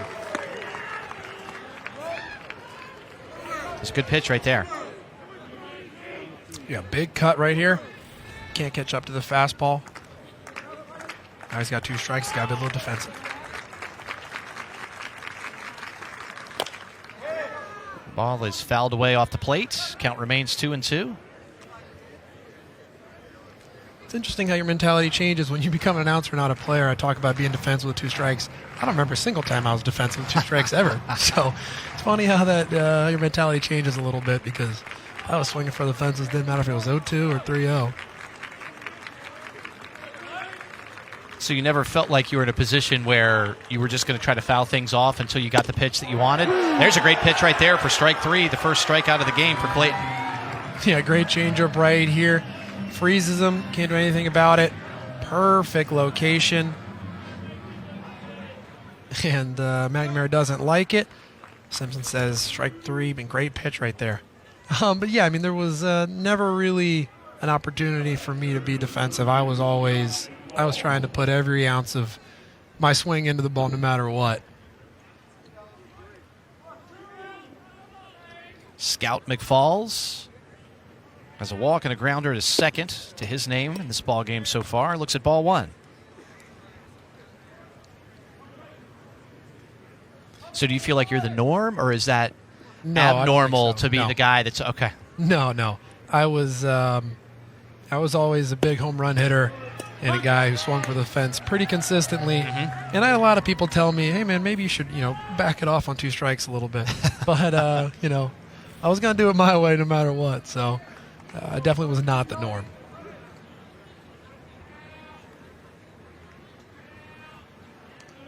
Clayton to McFalls. Checks a swing. Appeal down to third. No swing. That was a very quick appeal and a very quick no swing call. And they got it right here. I think McFalls holds off. Yeah, I'm all about when can you tell that he starts to shut it down. That's my thing with check swings. As a hitter, I'm a little biased, but I think he should be able to have to go all the way around for it to be a check swing. McFalls has been 3-1 counts every at bat so far. He's done a good job being patient. And if I had a pitcher up here, he'd talk about how every check swing is a strike. Right? Exactly.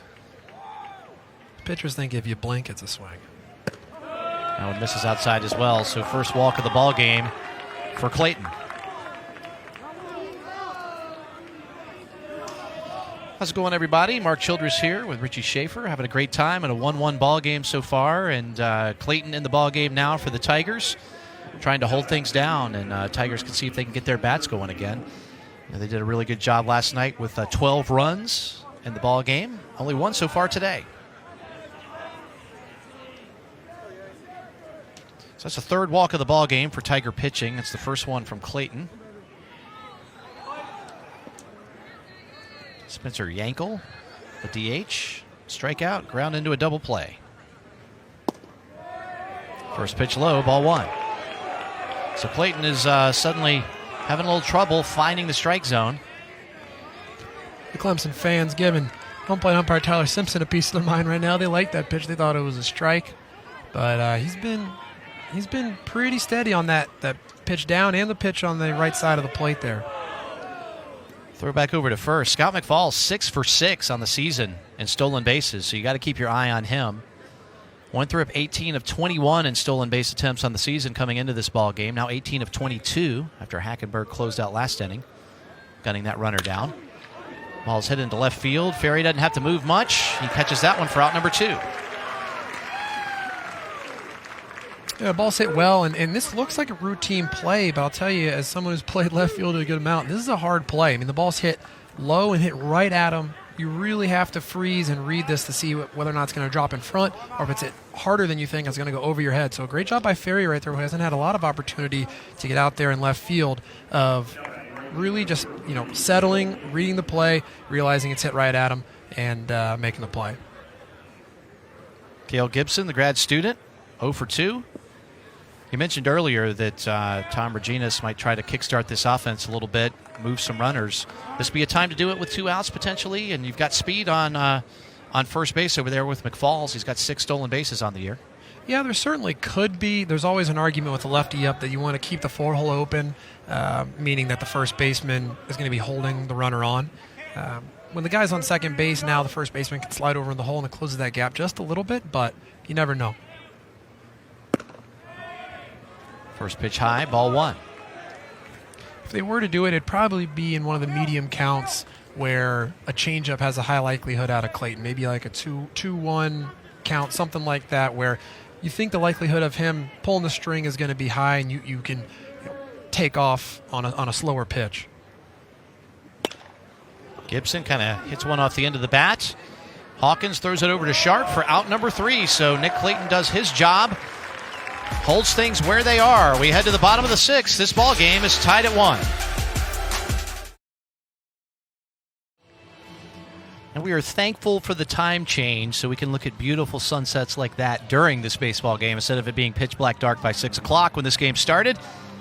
Absolutely. It's beautiful out there tonight. It's a great night for baseball. It was about 70 degrees when the night started, just a little bit of breeze. We're probably in the mid-60s right now, so this is what it's all about, Richie. Absolutely. I know I'm biased, but Clemson, South Carolina has the most beautiful sunsets in America. I'll take that to my grave. Mikowski jumps on the first pitch he sees. And that ball's going to bounce into the glove of the center fielder, McFalls, so that'll be a single for Mikowski to start things off. McFalls almost made a circus catch out there. Yeah, great swing by Mikowski here, ripping a line drive into center. Big Falls trapping it, trying to sell it to the home plate, to the second place umpire, Craig Barron, trying to sell it. But we got replay now, so no more selling umpires. That used to be an art, though. It really did used to be an art. Selling tags, selling catches, stuff like that to umpires, and acting job. But that is unfortunately gone in baseball. Now it's all replays. Great attempt, though. So we're back to the top of the order. Dylan Brewer. Tigers have 4 hits in the ball game. Dylan Brewer has 1 of them back in the 3rd inning. Mikowski takes off running on the first pitch, easily steals second base. That's the 3rd stolen base of the night for the Tigers. Big jump, goodness. Yeah, it was interesting. He had a little shuffle there, and it was almost like a hybrid delay. You see him, he'll just shuffle right here. See him shuffle and take off. So, interesting look right there, and sort of caught tie hooks behind the plate, napping a little bit, and a great job on Mikowski getting into scoring position. This is what we talked about earlier. The lefties in the Clemson lineup have got to be the ones to drive this offense. You see Mikowski getting on to start this inning, stealing to get to second base. Now it's up to Brewer to try to cash these runs in because O's has done just such a good job today against all the righties. These lefties are the ones that have had the most competitive at bat so far. So a runner in scoring position now for Dylan Brewer. Curious if Coach Lee is going to try to move him over to third with a bunt here, if he's going to let Brewer swing away.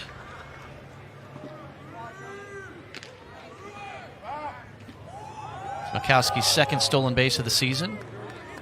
Got a lot of speed coming up in the next 3 batters, Brewer, Henderson, and Meredith as well. So Tigers might be able to get creative here on the base paths. So you see Coach Regino's call an inside move right there with O's. That's to see if Brewer squares around to bunt. So what they'll do is they use the inside move to make it look like he's going to pitch. If Brewer squares around to bunt, then that dictates what defense they're going to run. If he's just doing his normal loan and looks like he's going to swing away, then that dictates how they're going to throw him from here on out. Gonna have a mound visit now. McLeno's in a little bit of trouble. This is certainly a meeting to buy time for the bullpen to get ready. They got some double barrel action going on down there. 2 guys getting loose. That's Aaron White, the freshman lefty down there for Winthrop, as well as Dalton Mims, the freshman righty. Getting two different arms going, a lefty and a righty, for whatever situation could arise, whether they want a right on right matchup or a left on left matchup. Getting these guys ready to come in right away. I'm sure McLeno's wants to stay in as long as possible, but his pitch counts is getting up there, and he's done a great job today. I'm sure Coach Regino's would like him to get one more out and then turn this over to his pen. What do you think about the full dark gray uniforms? Yes? No? I don't know. I mean, that's a trend that's been growing in baseball. You see the Arizona Diamondbacks do it some. Vanderbilt has some. Oregon has some. I don't know. It's something new and different. Sets them apart.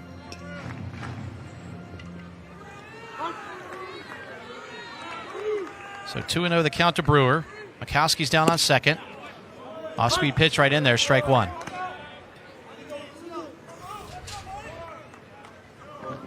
Two-0 slider right here on the outer half. Not what Brewer's looking for, so he just spits on it. And a good pitch by O's to get back in this count.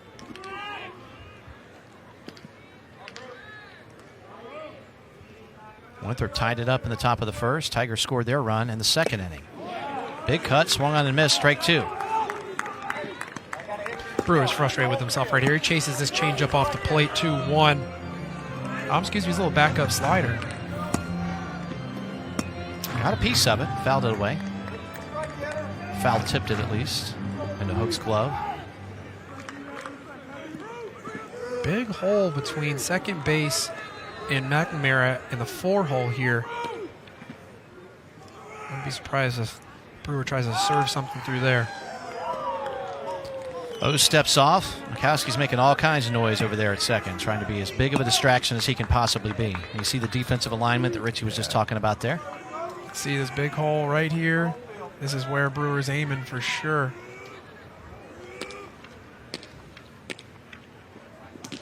Throw back to second. Miscommunication right there yes. between Baker and O's. Good job by O's just to he was probably mid-throw just to sort of adjust and just lob it over onto the ground to Baker and make sure he doesn't just throw that into center field. Yeah, he looked like he was ready to fire a ball in there to absolutely. second base. There was nobody there. He's about to throw one hop to McFalls out in center field. Owes to Brewer in the dirt.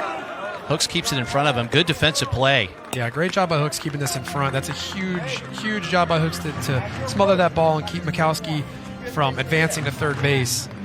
Tough slider that backs up on him a little bit. He finds the ball, locates Mikowski, keeps him at second base. So great job right there by Hooks. Big pitch right here from Owes. Really is. It's a big moment in this ball game. Full count. Mikowski on second. Brewer checks his swing. And they call him out. It's a strikeout. Great pitch by Owes right here. Brewer can't hold off. Yep, he went. He knows it too. Great job right there by Owes. And those are the tough ones on 3-2. You do such a good job and you're patient. You're fouling pitches off and you're battling. Then you get to 3-2. You let your guard down just a little bit. It's one of the most frustrating things about hitting is the 3-2 count because you're thinking, he can't walk me, right? He can't throw a ball right here. He's going to walk me. But, you got to treat it like 0-2 as much as you can. And he chases a pitch down and in. Just a great execution by Owes right there.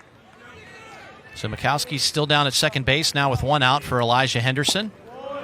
First one in the dirt. Hooks makes another good play. 1-0. Elijah Henderson's been another really big piece to this offense right here. I'm sure if he's not able to get on right here, then you got Keir Meredith coming up. I know that Coach Reginos wants this right on right with Owes and Henderson, but Henderson's a guy that's been really clutch for him so far this season.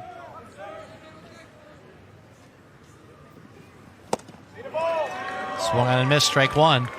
Another great off-speed pitch from Owes. Yeah, this has been Owes' bread and butter all game long. This slider down and away. These righties have had such a hard job staying off of it. It just pairs up so well with his sinking fastball because he starts it over the middle of the plate. These guys the Clemson hitters aren't able to tell early enough whether or not it's going to be a two-seam that runs in on him, that slider that dips out down and away on him. Owes misses low with a fastball. 2-1.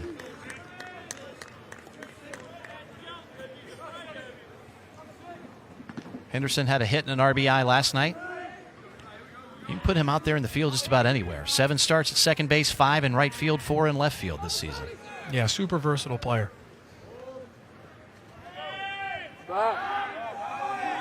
Owes steps off, lets Mikowski back again. Owes has done a great job since early in the game of keeping guys honest on the base paths. Earlier, he kind of forgot about him. Guys took a couple quick bags. And since that point, he's done a good job of keeping guys honest.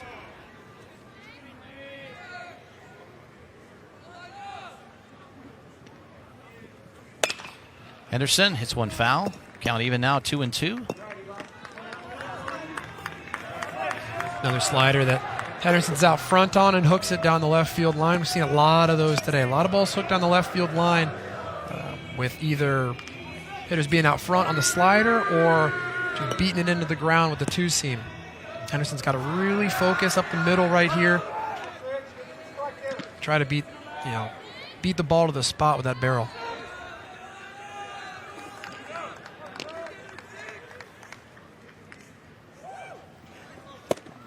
Now it's inside, another full count.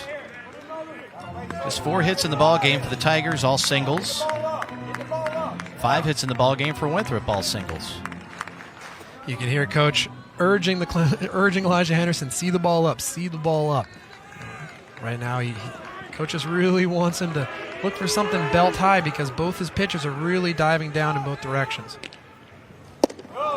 One misses way outside. Owes was really frustrated with himself there. Tigers now have 2 on. Yeah, great at-bat by Henderson right there. And Owes knows, that's hard to say. Owes knows that he let one slip right there. He's frustrated with himself. He yanks it a little bit. He's like, man. He knew he had him and let it go. But just a great job right here. Regina's going to come out and make a pitching change. But just absolutely phenomenal job by Macklin Owes. Just everything that Coach Reginos could have wanted out of the start for him. Fantastic job. Yeah, he goes 5 1/3 innings, gives up just that 1 run. Of course, the 2 runners on base, his responsibility. Throws 89 pitches, so a really good job from McLenose. So a pitch exchange coming up for the Eagles. We'll take a break and come back and sort that out for you. This ball game tied at 1. We got Aaron White on the mound for Winthrop here. Probably going to be a lefty specialist with Kier Meredith up to bat. He's got 3 appearances on the season. And this will be a big situation right here for Aaron White. You know, one of Clemson's most dangerous and hottest hitters in Kier Meredith. These are the situations for lefties where you have an opportunity to come in and face your hitter and try to do the best you can to handle him, and then they're probably going to move on to a righty with Sharp and Hawkins coming up after Meredith. So big plate appearance right here for Kier Meredith, and a big spot right now for Aaron White. So we've got Mikowski down at second. He singled to lead off the inning and stole second base. Dylan Brewer struck out, and then Elijah Henderson drew a walk. So Henderson's at first. Mikowski's at second. Kier Meredith has reached base in all 16 games for the Tigers this season and would love to keep that streak going here in this at-bat. Big spot for arguably the best hitter in the Clemson lineup right now, Kier Meredith. These are the moments right here where you're really hoping your main guys can come through for you and cash in some runs.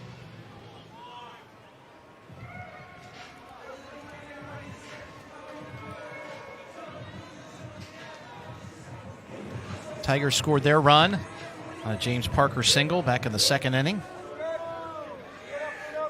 Luke Hannum, an RBI single for Winthrop in the top of the 5th.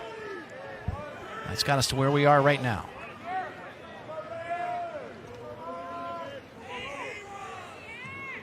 White to Meredith. Meredith squares to bunt. Strike 1. Can't put it down. I would have had the wheels moving for sure in this infield. Absolutely. And this is one of the situations where even though he's one of their hottest hitters, he's such a threat with his legs as well that the bunt becomes less of a sacrifice and more of he's saying, hey, try to put it in a spot where you can even get yourself a knock out of this as well. We want the sack, but he's so fast. If you can put it in a decent spot, you can work a hit out of it as well. That was a tough pitch to bunt. Meredith couldn't connect. White steps off, looks Mikowski back. Mikowski's driving everybody crazy in this park right now. Again, you see the inside move to see if Meredith is going to square around again. Pitchers use that time and time again. That's why you got to try to square around as late as possible. Meredith swinging, fouls one away. He's behind now, 0-2. Good-looking cut on a sweeping slider right there. Just fouls it off. I'm sure he wishes he had that one back, but it's 0-2. Now he's got a battle. And if you're Aaron White, this is exactly the position that you wanted to be in right here. Up 0-2 in this count. Now it's critical for him to, waste as many pitches as possible as it takes to try to get this out. You don't want anything fat. Meredith stays alive.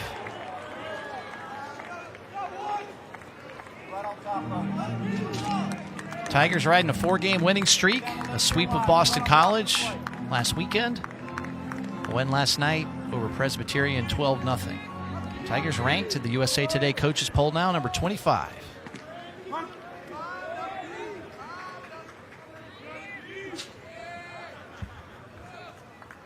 White to Meredith. Meredith fouls that one away. Yeah, just extremely defensive swing by Meredith right here. He's just doing everything he can to fight these pitches off. You can even see him choked up a little bit.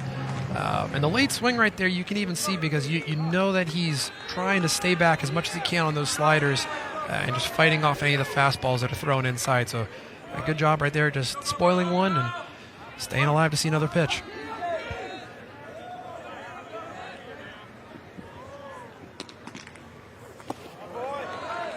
Meredith burns one in the dirt, 1-2.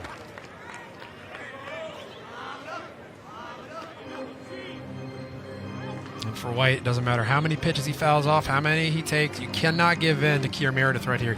You have to try to execute, I would even argue at this point, a strikeout pitch because Meredith's the guy that's going to be a difficult double play. You got to try and execute a chase pitch right here.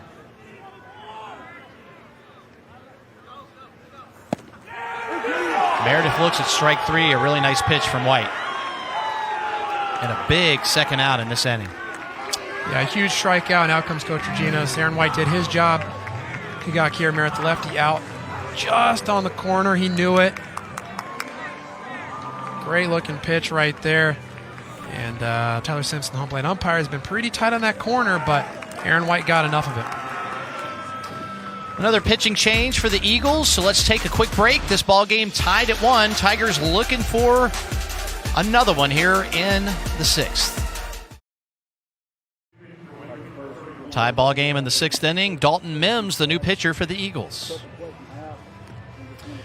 Yeah, we see the new pitcher coming in after the lefty specialist right here. And if you follow Major League Baseball at all, it'll be interesting to watch the new rule change that came into place this year where relief pitchers have to face at least 3 hitters when they come into the game unless they finish the inning. So right now, Aaron White would still be out there if this was a Major League Baseball game. A really interesting rule, and I'm surprised that Major League Baseball actually implemented it, but an interesting take. But here in college baseball, especially these midweek games, I think it's cool that they don't have rules like this in place because it gives everyone opportunities to, the depth chart can get in and get experience and use that to segue into conference play. Briar Hawkins with 1 of the 4 Tiger hits tonight. Mikowski down at second. A single and a stolen base got him there. Elijah Henderson with a walk. He's on first base. 2 outs now for Hawkins. I think it's a good move strategically right here by Coach Reginos to bring in Mims, who's got a similar arm slot to O's, trying to, those two team had such a good success rate against these righties, bringing someone with a similar arm action. See Mikowski and Henderson there. Hawkins skies one to left center field. Looks like Conrad is going to nestle under this one for out number 3. So the Eagles work their way out of a jam. We head to the 7th inning, tied at 1. Tied ball game, headed to the top of the 7th inning. Best camera crew into biz. That was David and Camden right there. Look at Zach. Howdy, Zach. Looking good, my man. We've got James enjoying himself out there. Olivia, how are you? You guys doing a fantastic job today. I knew Sanders would do something crazy. Good work, my man. I'm just going to let that speak for itself. Fantastic camera work all night long. Mr. Rick Bagby directing things as well. We really appreciate all of you. Sanders a red light performer. He sees that red light on. Yeah. There it is. Some people got it, some people don't. First pitch to Dylan Morton. Skied towards center field. Mikowski, out number 1. 1 pitch, 1 out here in the top of the 7th.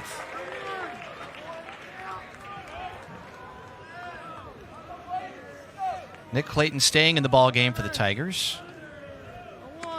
He came in the 5th, worked his way through the 6th inning. Stays in for the Tigers in the 7th. Andrew Jenner, first baseman's got a walk in the single to his name. Trying to get something going here for Winthrop in the top of the 7th.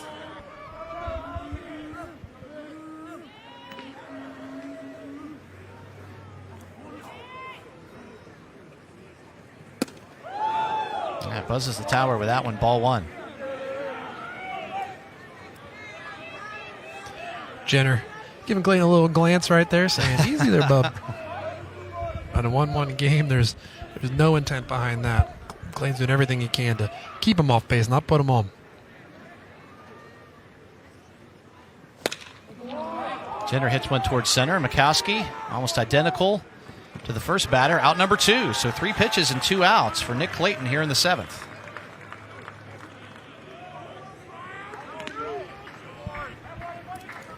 Clayton doing a good job just pounding the strike zone right here, forcing these guys to swing the bat. The Eagles have had a good season offensively. They lead the Big South in batting average at .297. They lead the Big South in slugging percentage. They're second with only 99 strikeouts coming into the ballgame. They do have 4 today. On base percentage and runs scored in the top 3 in the conference as well. So the bats have been working for them. They also lead the Big South in ERA and in walks allowed. That's how you get your ball club to 11-3. Numbers like that. Clayton kind of bounces one up there. Ball 1.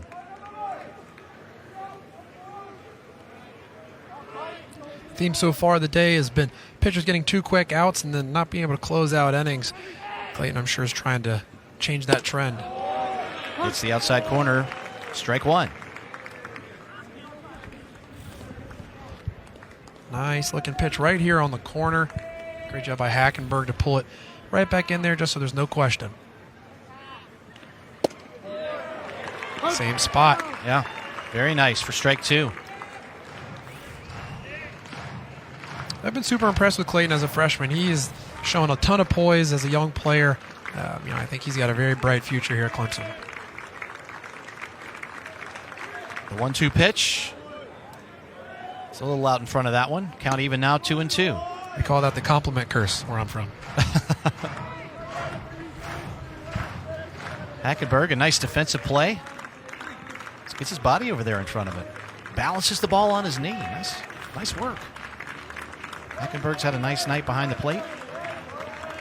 Threw a runner out earlier to end an inning. Fouled away. Count stays 2-2. And he gets away with a pitch right here. Leaves a slider out over the plate.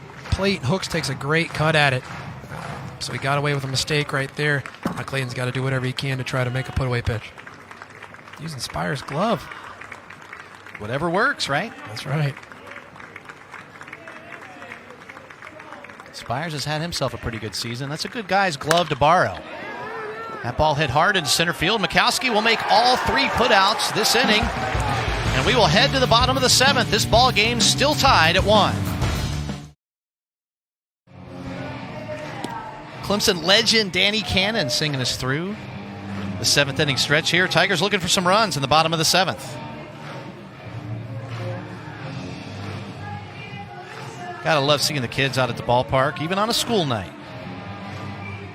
Crowd trying to get this Tiger offense fired up. They've only mustered 4 hits in the ball game and 1 run. Davis Sharp, the big hero from last night's ball game, had 2 homers and 5 RBIs. He struck out and hit a fly ball to left field so far tonight.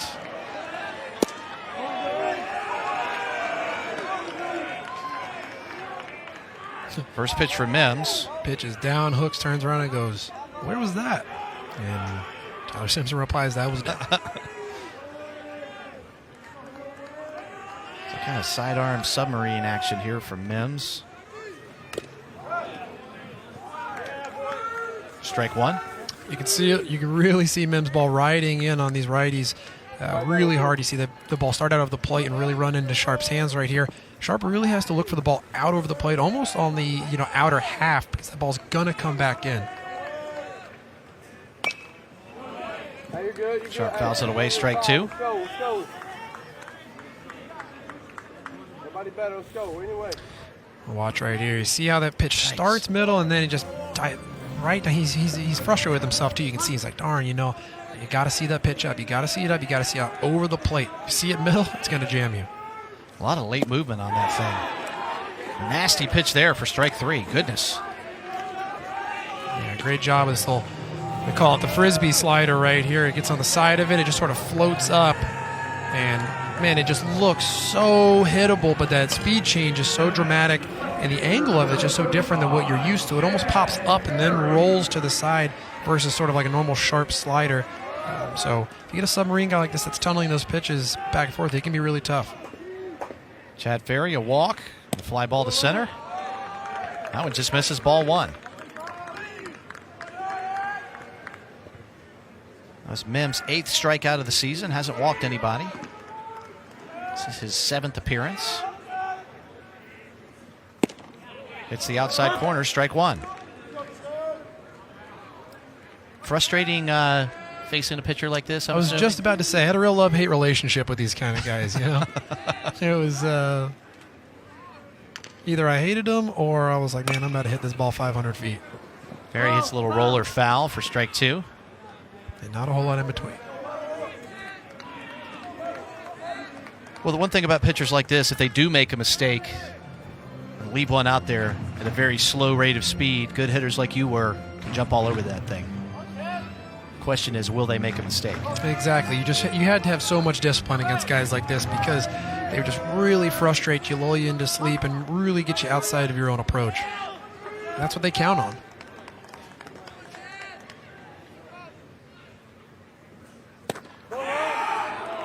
Boy, didn't miss by much. Count even 2-2. Mims thought he had him. Mims wanted it. Hooks wanted it. Coach Reginos in the in the dugout wanted it. Every Winthrop fan watching the game wanted it. Home plate umpire Simpson says, ball. Ferry fouls one away. Count remains 2-2. That's a tough take by Ferry, too. I mean, Yes. very close. Very close. Could have went either way. You saw Kier Meredith get rung up on a pitch very similar to that. Those 50-50 ones, you take it, you hold your breath, and you're kind of glancing back. You're like, don't ring me up, don't ring me up. That one way outside. Full count now, 3-2. Ferry, the sophomore from Greenwood, South Carolina.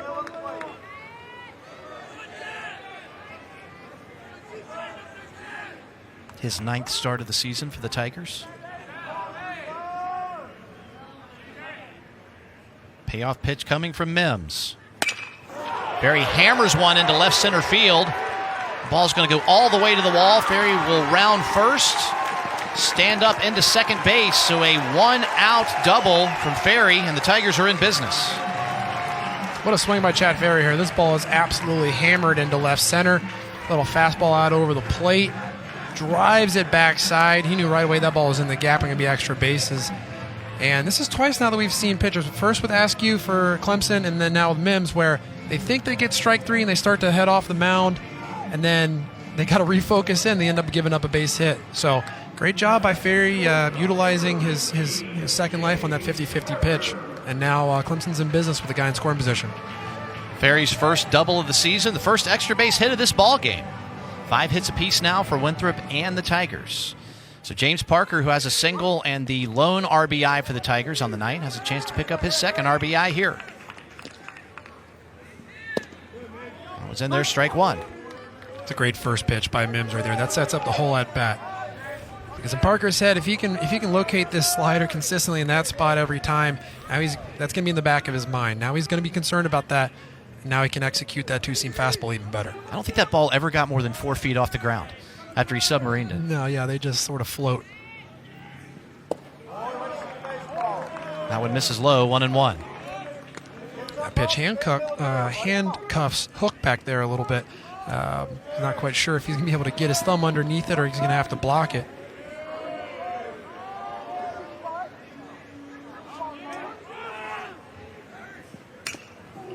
That one right in the strike zone. Parker fouls it off, 1-2. That was a pitch to hit right there. Yeah, it was. That was a mistake, and Parker's like, all right, no worries, fouled it off. But that was one that he could have done some damage with, but Mims gets away with a pitch right there. Now he's got a battle. Monty talking him up.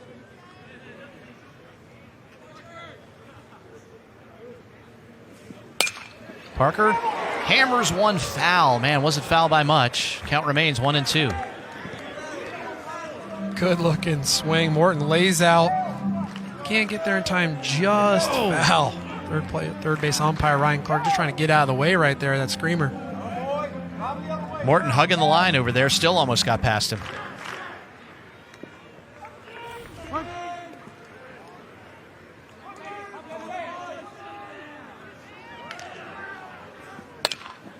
Parker kind of hits one off the end of the bat. Foul down the first base line. We'll do it again.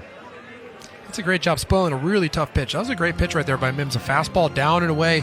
We haven't seen him be able to execute that pitch yet. That two-seam that kind of starts off the plate and runs back over the plate. A lot of guys would just freeze on that pitch because they haven't seen it yet. Parker does a great job just sticking his bat out and getting rid of it, fouling it off, and trying to get another opportunity. He easily could have been frozen on that pitch and taken it for strike three. So good battle brewing here between Parker and Mims. Mims steps off. Parker steps out. Yeah, and you can really feel the tension building in the stadium right now. This crowd is really looking for something to get excited about. You see the tense battle between Mims and Parker. Parker hits one. Diving play by Baker. He jumps up and fires to first base. An incredible defensive play there by Tyler Baker. Ferry advances to third, but that's out number 2. Really nice play. Yeah, huge play right here by Baker. Number one, it's just a great play to dive and keep the ball in the infield so that Ferry can't come around and score, but to then turn around and get the out. Huge play right there for Winthrop. Ferry's chugging along. He's ready to score. Third base coach LaCroix holds him up right there. Now it's up to Hackenberg to try to cash this run in.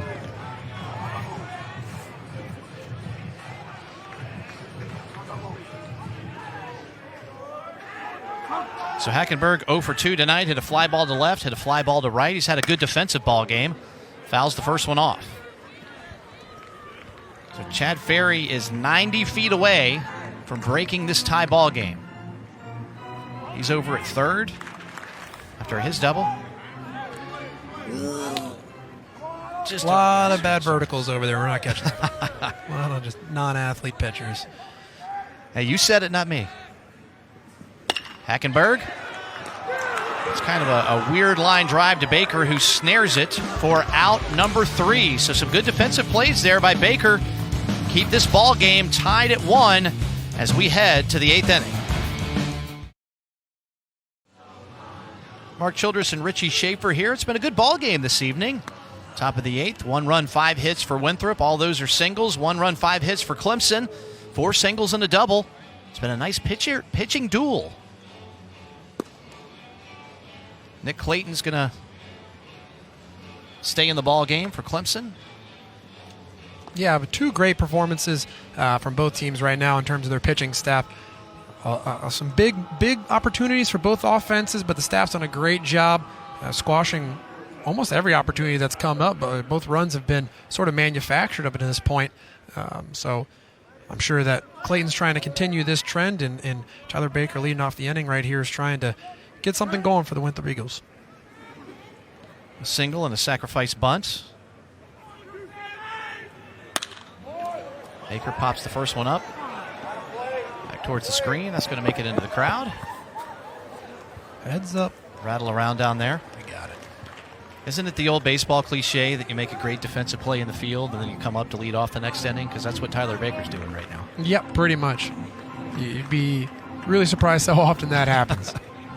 Maybe something about the adrenaline of making that play dials you in or something. I don't know, but it happens all the time. So Baker did it with his glove. Going to try to see if he can do it with his bat. Good pitch from Clayton, strike 2. Perfect pitch right here on the outside corner. Nothing Baker could do right there. Freshman right-hander deals. Baker stays alive. It's interesting the role that Clayton's going to wedge out for himself as his career develops here at Clemson, because he's done a great job in long relief out of this pen, and he has the repertoire to be a starter. I'm curious if the staff wants him to transition to that at any point later on in his career, but he's done a great job so far for the Tigers. Fastball high, Baker lays off. He thought about it.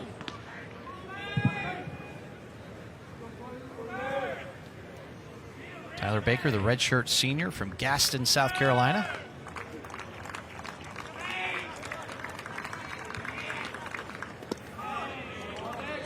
Clayton misses low and outside, 2-2. Great job by Hackenberg, just smothering that. Easy little block for him right there. He does that in his sleep.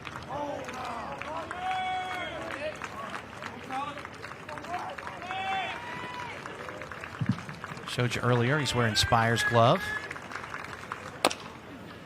Baker just stays alive again. Chops one foul. Another fantastic pitch right here on the outside corner. Baker just does all he can to fight it off.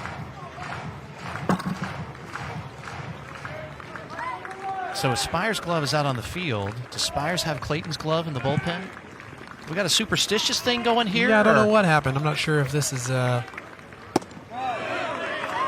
maybe Clayton just likes his glove better and asked the senior if he could use it, or what's going on here. I don't know, but it's been working so far for him. It has. I wonder if they'll trade gloves. I don't think Spires is getting this glove back. Another foul ball from Baker. So a really good duel here between Baker and Clayton.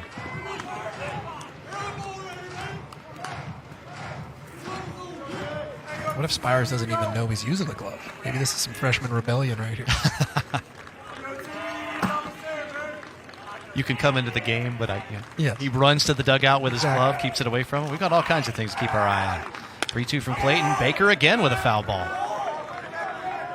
Just a good battle right here. It is. Good battle. Clayton's not giving in. He's pounding the strike zone. Baker's doing everything he can to stay alive. See him taking a nice deep breath there, focusing. 10th pitch of the AB right here. We talked about the experience of this team. It's paying off here. The redshirt senior trying to scrap his way onto base here. Another foul ball.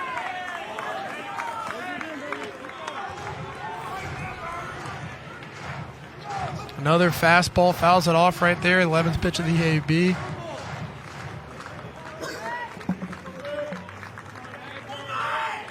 So Clayton's been throwing good pitches. He just can't get Baker out.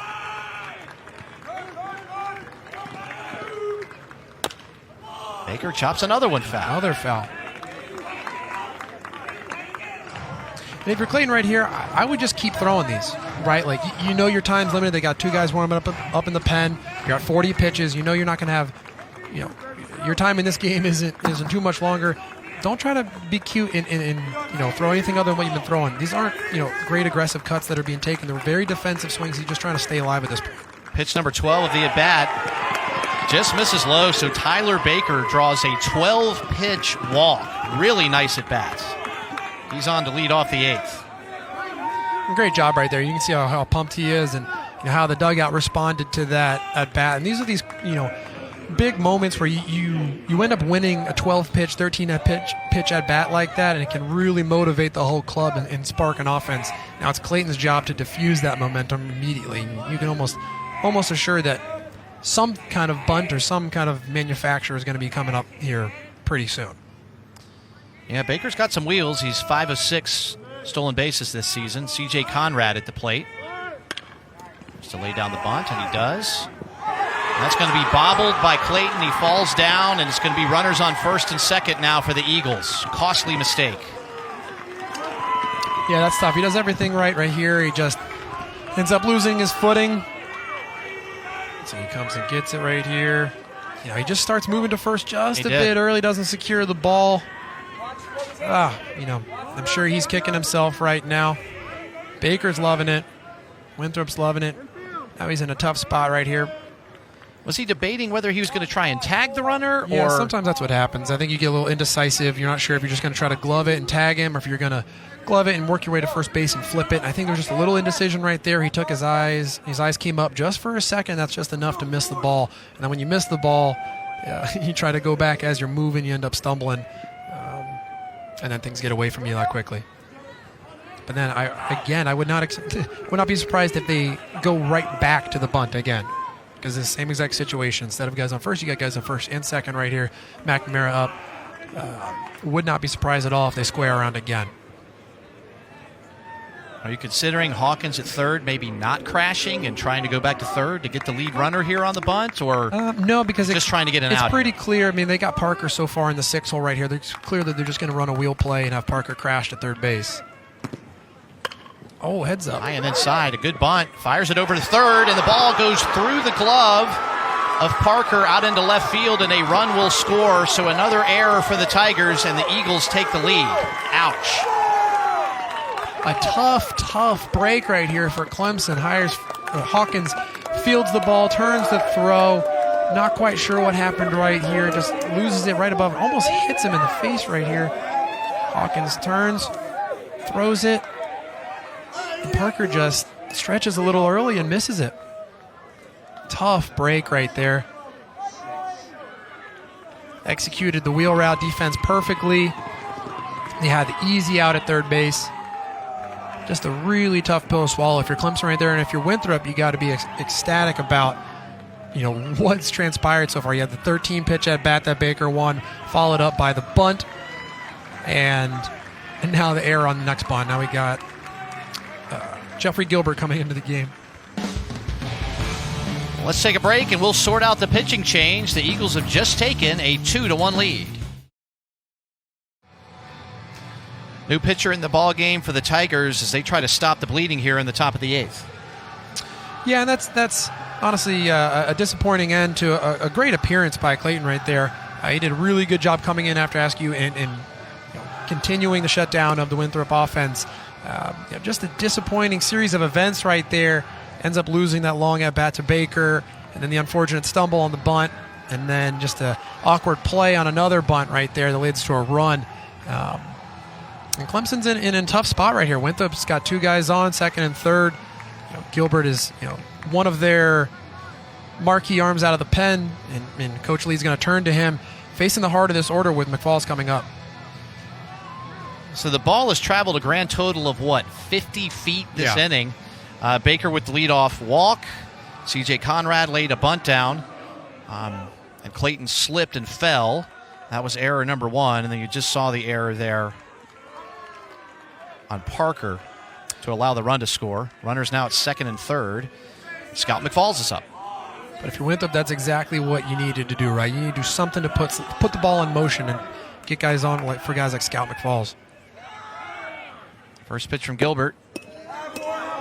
Just misses, ball 1. And everything in play here, I mean, do you think about a squeeze play? I mean, you want to get one more run across at least if you're Winthrop. I'm assuming that this is the one guy in their lineup that they're not considering this with. He's their senior. He's their best hitter in the lineup. I'm assuming that this is the guy they're going to let swing away, and then after that, all bets are off.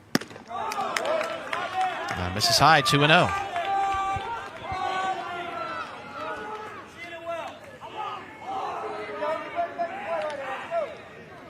And even though it's left on left right now, I wouldn't be surprised if Gilbert falls behind 3-0 right here if they just go ahead and put him on and get the force play in order.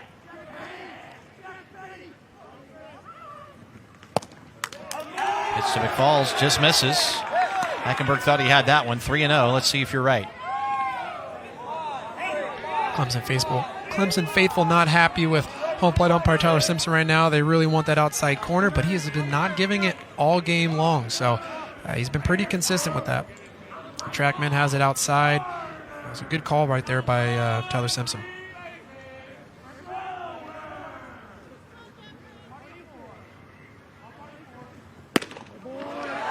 Swinging 3-0, strike 1. Nice looking heater right there, 91. And I respect the call to swing 3-0 right there. I mean, this is your guy, right? If you got 2 guys on, if you're Winthrop, this is the guy you want up, and you get an opportunity to be 3-0. Give him the green light. Let him rip. I absolutely love that call. Gilbert behind 3-1. McFalls fouls one away, 3-2. So Gilbert battling back here in this at-bat. And he's worked himself back into this count, and now neither Gilbert or McFalls can really give in right here. Both have to focus up and try to execute. Gilbert can't just groove one down the middle right here, and McFalls can't just assume that he's going to, nibble. So this would be a really interesting pitch coming up.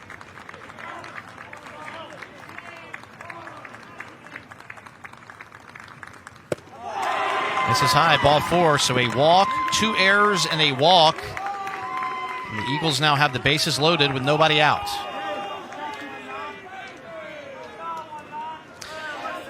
And I know that's probably frustrating for Gilbert, but, at the end of the day, no harm's been done. You had the base open. You had their best hitter up with McFalls. Sometimes a walk isn't as bad as trying to give in and tack right there and end up with a 2 RBI single. So not the worst thing in the world. Now we can focus in. You got the force play on. We got the corners in. They're going to be coming home on any ground ball hit to them. The middle looks like they're going to try to turn 2. So you have the opportunity to still limit the damage right here. You see Sharp and Hawkins both tight. I'm assuming they're going to come home for the force out if they get a ball. Yankel leads the team in RBIs, looking to break this one open for the Eagles. Swung on a miss, strike 1, big cut. Gilbert's got the good riding fastball up. Yankel can't catch up.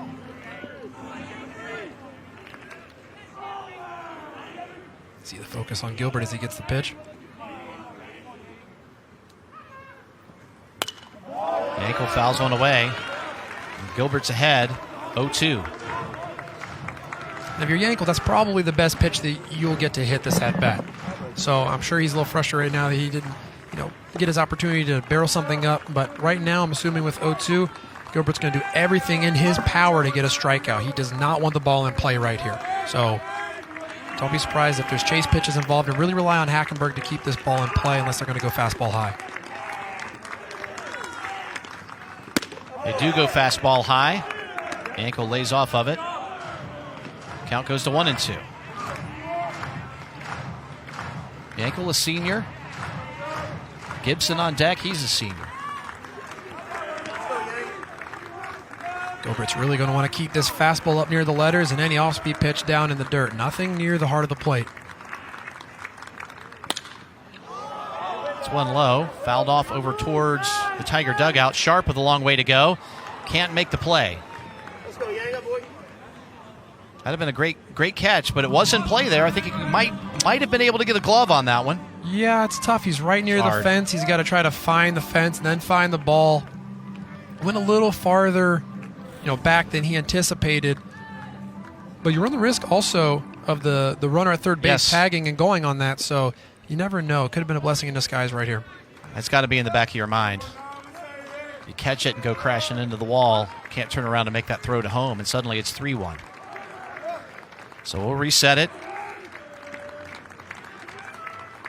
Looking for the fastball up right here.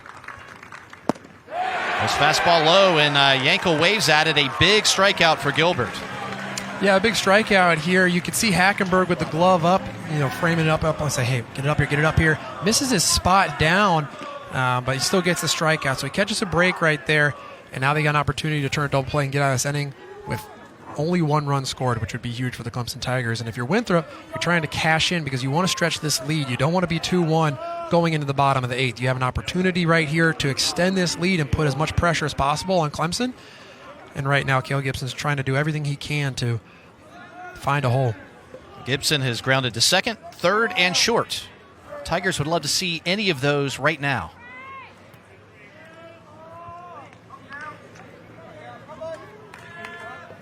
Bases full of Eagles. That's Conrad on third, McNamara on second, McFalls on first. And the senior right fielder, Cale Gibson, at the plate.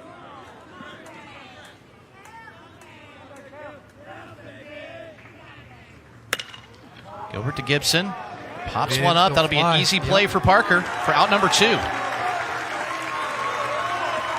You see all 4 umpires point up immediately, designating infield fly. The batter is out immediately. Great job right there, just jamming that fastball in under his hands, getting him to fly out. He's got 2 outs. Let's see. He's frustrated with himself. He knew he had an opportunity. Decent pitch to hit right there on the fastball inside. Just missed it. Looks like Monty Lee's heading out to the mound. We'll see if that's all for Gilbert. And it is. He did his job, getting a strikeout and a pop-up to the shortstop. Let's take a break, and we'll come back and sort out the pitching change.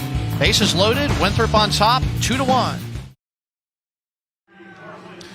New pitcher for the Clemson Tigers is senior closer Carson Spires. Monty Lee calling on him for what could potentially be a 4-out save if Clemson come back and take the lead here.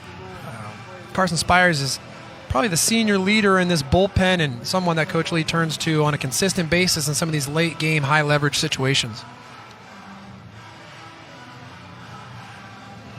This is how we've gotten here. It's been a really weird inning so far. Tyler Baker worked a 12-pitch walk to start off the inning, so C.J. Conrad comes up to sacrifice him over to second.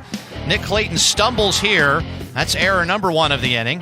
Joe McNamara up next, barely bunched the ball off of Parker's glove into left field, allowing the run to score. And that's how Winthrop has taken the 2-1 lead. So walk, error, error, walk.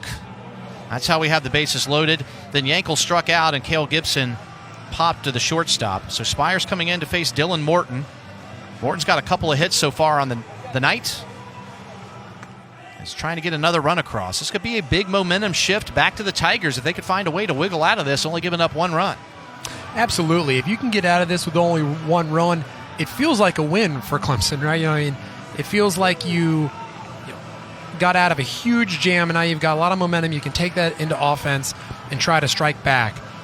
Now, if you're Winthrop, you're really pressing and trying as hard as you can to extend this lead because it feels like you miss an opportunity if you have bases loaded, no outs, and only come away with 1 run.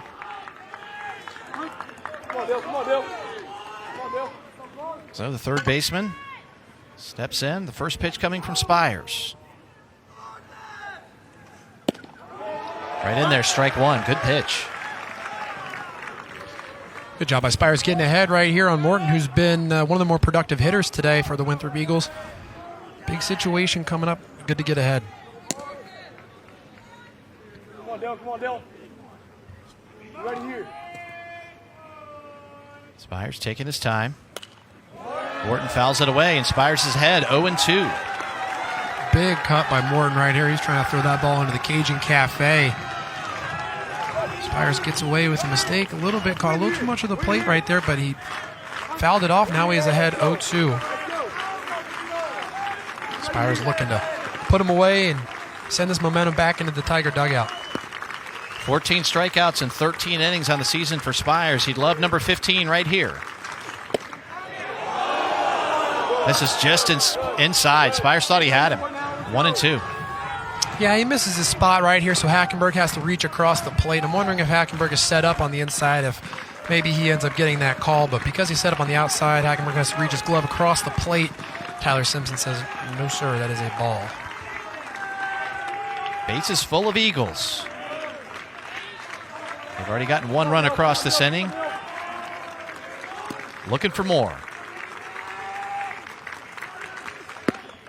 High fastball misses, 2-2.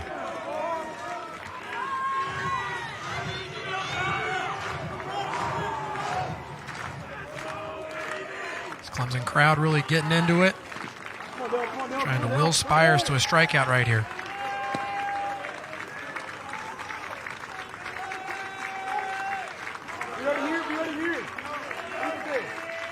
Pitch coming to Morton. Good. Fouled away, still 2-2.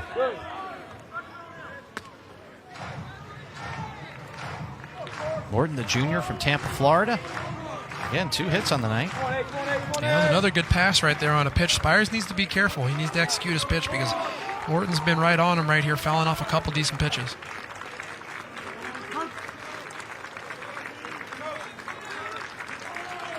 See the bases full of Eagles. Conrad on third, McNamara on second, McFalls on first. Morton at the plate. Morton hits a little chopper to Parker. Fires across to first base. Great scoop over there by Sharp to end the inning. Goodness me, what a great defensive play right there. And the Tigers stop the bleeding, but the Eagles push a run across to take the lead, 2-1. Tigers trail 2-1, headed to the bottom of the 8th, and they're about to spend some time on the road. 3 games at Wake Forest and at Coastal Carolina. I think they're going to take a couple of days, stay down at the beach after that since it's spring break next week, and then head off to Notre Dame for 3 conference games there as well. So 6 of the next 7 will be ACC games. Of course, the Tigers leading the ACC. The 3-0 record right now. And the Winthrop Eagles also getting into ACC play. They take on Presbyterian, a team that was right here in Doug Kingsmore Stadium last night for 3 this weekend. A home game against East Tennessee State. Then they're off to the Citadel. And then 3 conference games against Longwood. New pitcher in the ball game for Winthrop, number 16, the left-handed senior, Jason Crumley. Yeah, Coach Regino's turning to a senior. Jason Crumley has the most appearances on the Winthrop staff, so clearly this is a situation where Winthrop is trying to do whatever they can to hold on to this league and turning to some of their guys that they depend on the most. So Winthrop scoring a run in the top of the 8th inning without the benefit of a hit. Going to try to hold the Tigers down here and sneak out of here with their second straight victory over Clemson. Winthrop beat Clemson here 8-6 last season. So Bo Mikowski steps in. He's got one of the Tigers' 5 hits on the night. He had a single and a stolen base back in the 6th. We'll try to get things started again. Crumley misses high, ball 1.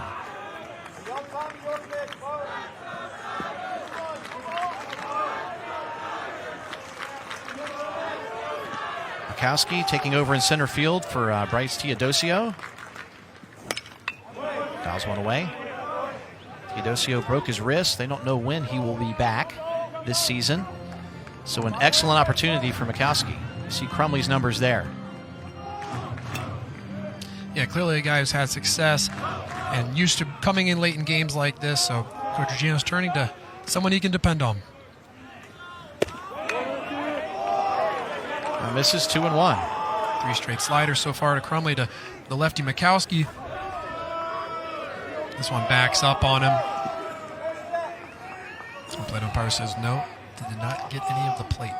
Crumley leads the Eagles in strikeouts with 19 and just 12 2/3 innings. That one gets the plate, 2-2. Probably doing a good job working side to side right here, not leaving anything over the fat part of the plate. Really working the edges right here. Mikowski spreads out a little bit, gets into his 2-strike approach. Really trying to start this inning off for the Tigers. That one misses 3-2. It's the count now. The Eagles lead the Big South, only giving up 37 walks coming into the ball game. They've walked 2 Tigers tonight, so just 39 walks this season. Mikowski hoping to draw number 40 here. Mikowski gets one to Baker, scoops it up, fires to first for out number 1.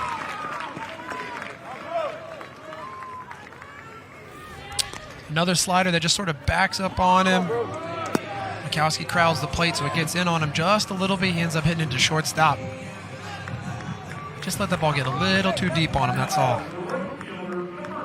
Baker's there to make the play. So the freshman, Dylan Brewer, has got a single and 3 plate appearances. Trying to get something going for this Tiger offense. Just 5 hits on the night so far. 1 extra base hit. That from Chad Ferry last inning. First one misses way outside, goes all the way to the backstop, 1-0.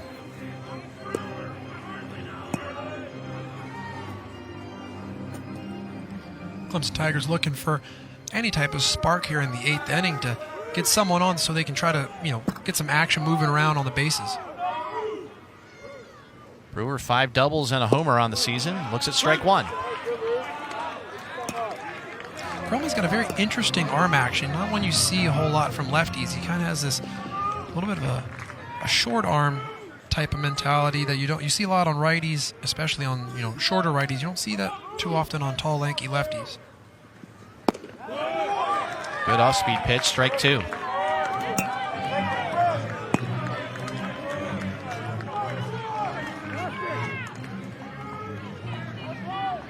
Seventh appearance for Crumley. You saw that low ERA, 2.13. 2 wins for Winthrop as well. No losses. 1-2 to Brewer. Brewer tries to serve one into left field, and that ball's going to go just over the bullpen there. Count remains 1-2. Lots of souvenirs for the kiddos here tonight.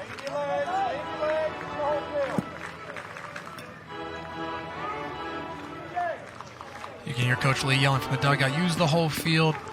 Knowing that those sliders are going to be moving away from Brewer, he's urging him to, don't be afraid to, really spray this ball into left field if that ball's moving away from you like that. There's another one for you right there, a little slider that misses off the plate. Brewer's really got to be conscious of this slider that Crumley's clearly turning to over and over again.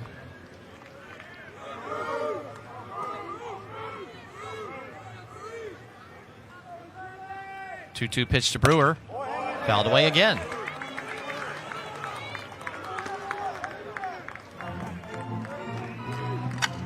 And right here is the next step in the progression of a pitcher, right? If you can continue to pound the slider on the outer part of the plate, you do it 3, 4, 5 times in a row, you get the hitter really leaning out. If you have the ability to pound a four-seam fastball on the inside corner right here, a lot of these hitters are going to have no chance but to freeze up.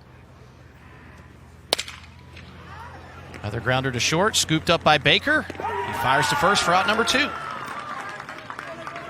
Another nice play by Baker out there. He's been rock solid for Winthrop at shortstop. It's a fastball down and away. Brewer can't get it elevated, just beats it into the ground. Routine 6-3.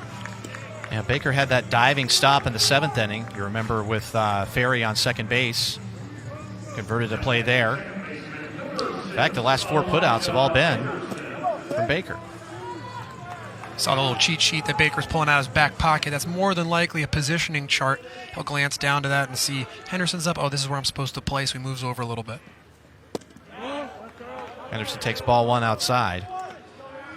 The heart of the order, you got Meredith, Hawkins, and Sharp looming here, so Henderson would love to reach base and give those guys a chance. There's the cheat sheet right there. I'm sure that's got all their bunt coverages and signs on it, as well as positioning for batter to batter and certain. He's going to look at the count right here. Henderson hits one. Great scoop over there by Morton. Fires to first for out number 3, and we'll head to the 9th inning. Winthrop remains on top. They're ahead 2-1.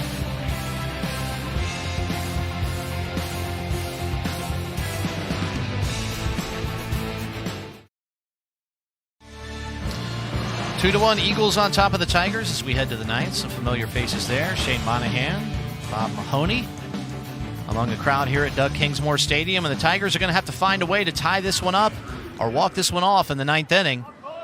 The Eagles with the 1-run lead. Andrew Jenner steps in.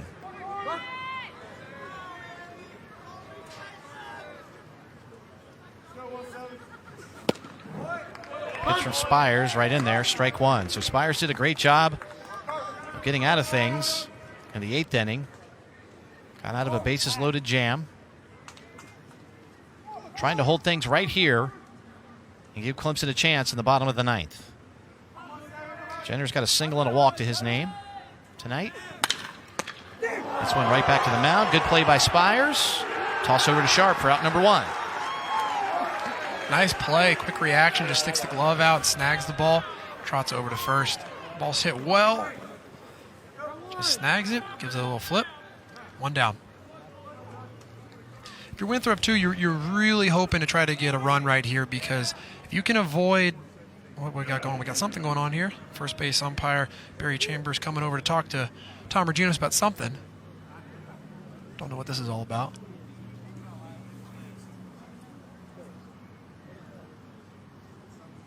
I didn't see anything weird about the play itself. I'm not good at lip reading, I have no idea.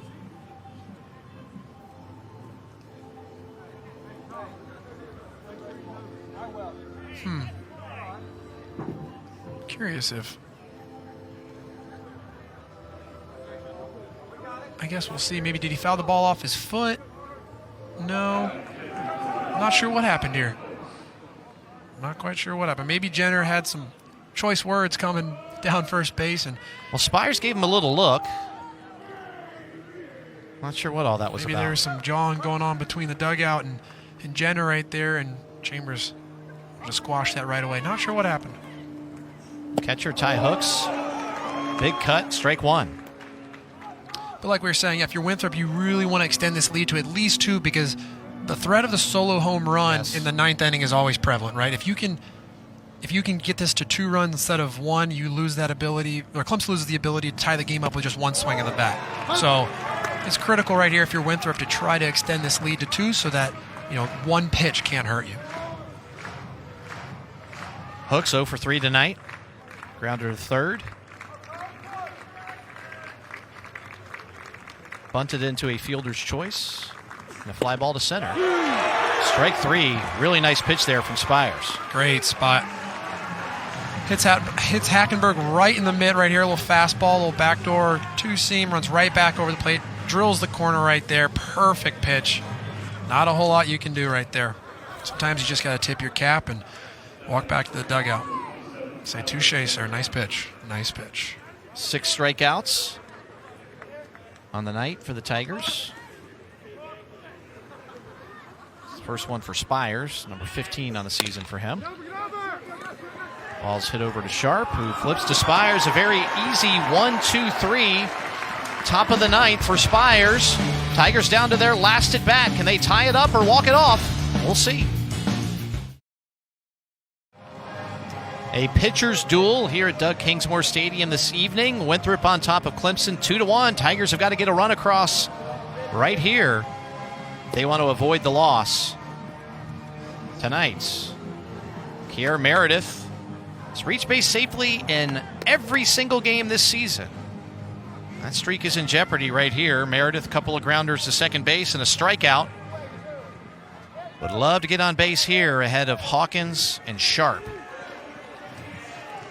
Tigers scored their lone run back in the second inning, a James Parker single. Tigers had 2 hits in the second, 1 in the third, 1 in the sixth, and 1 in the seventh. Tiger batters are struck out 4 times. Haven't hit the ball out of the infield very much. It's been a lot of ground balls. The only real hard hit ball of the entire game is Chad Ferry's double in the 7th. Let's see if Meredith can get something cooking here off of Crumley. Take strike 1. If you're Clemson, these are the 3 guys you want up. You want Meredith, Hawkins, Yes. and Sharp up. If you're going to tie this game up, these are your 3 guys to do it, absolutely. So Clemson in a decent opportunity to try to strike back and tie this game up right here.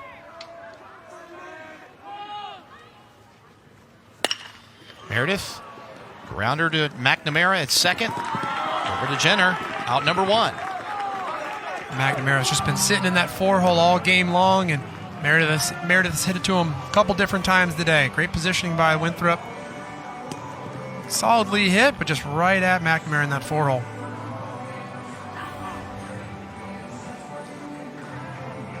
So Briar Hawkins.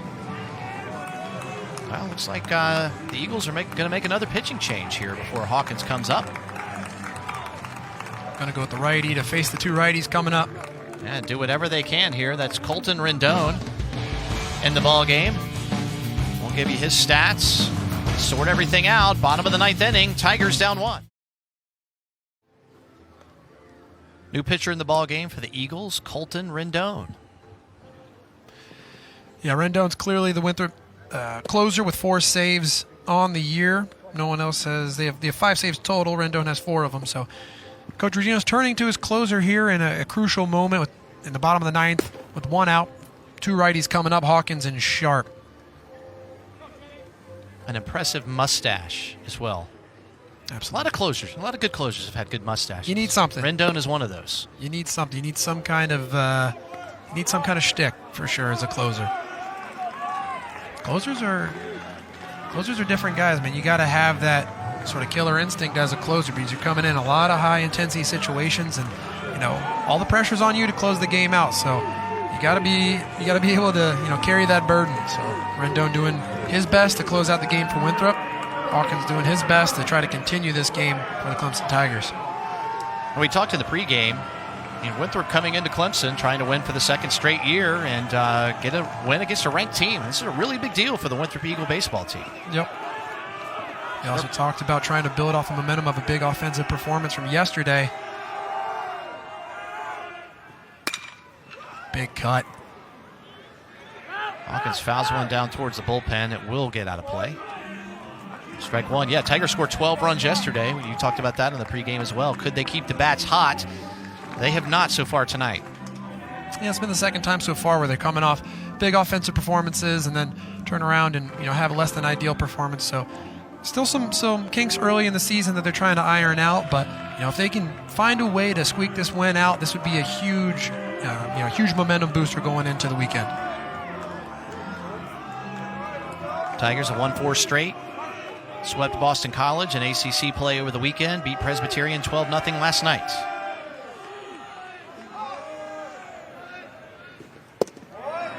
That was low, 1-1. Hawkins scored the only run of the game for the Tigers. He singled and stole second back in the 2nd inning and then scored on James Parker's 2-out single. Also has 2 fly balls to left field.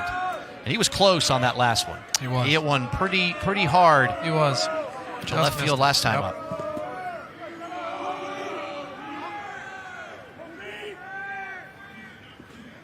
Hawkins checks the swing. They appeal down to first base. Strike 2. Tough call right there by first base umpire Barry Chambers. Let's take a look. Does Hawkins go? Probably a good call. Probably a good call right there. The Clemson home fans don't like it, but I think Hawkins went around just a little too far right there. It's a nice looking slider by Rendon. I think first base umpire Chambers made the right call right there, but Clemson faithful still not happy about it. Rendon's got him where he wants him. Ahead 1-2. High fastball fouled away. Nice job fighting off that pitch. Rendon's got that big, methodical, slow-paced power, the power pitcher leg kicks that sort of, squat and ride it out and let it rip. shaking on something else. Let's see what he shook to. Another fastball fouled away. Just power on power right here. Hawkins, one of their power hitters, and Rendon clearly trying to muscle up and get a heater by him up. Wouldn't be surprised if Rendon turns to this off-speed pitch down in the zone again that he got him to check swing on now. So 2 fastballs fouled him off.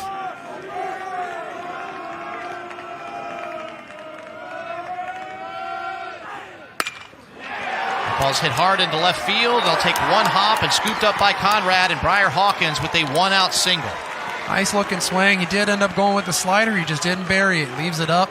Hawkins makes a mistake. Pay. There's the slider. Rips a line drive.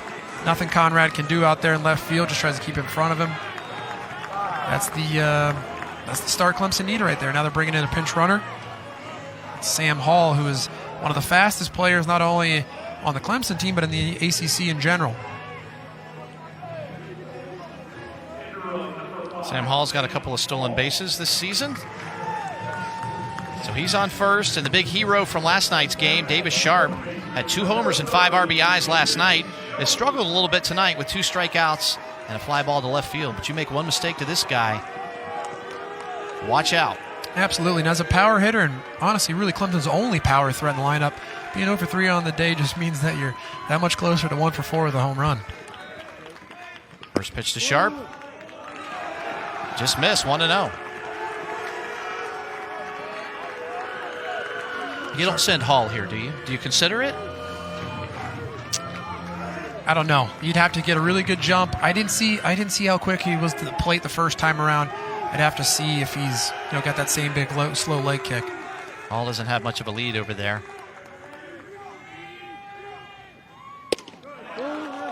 Pitch to Sharp, misses, 2-0.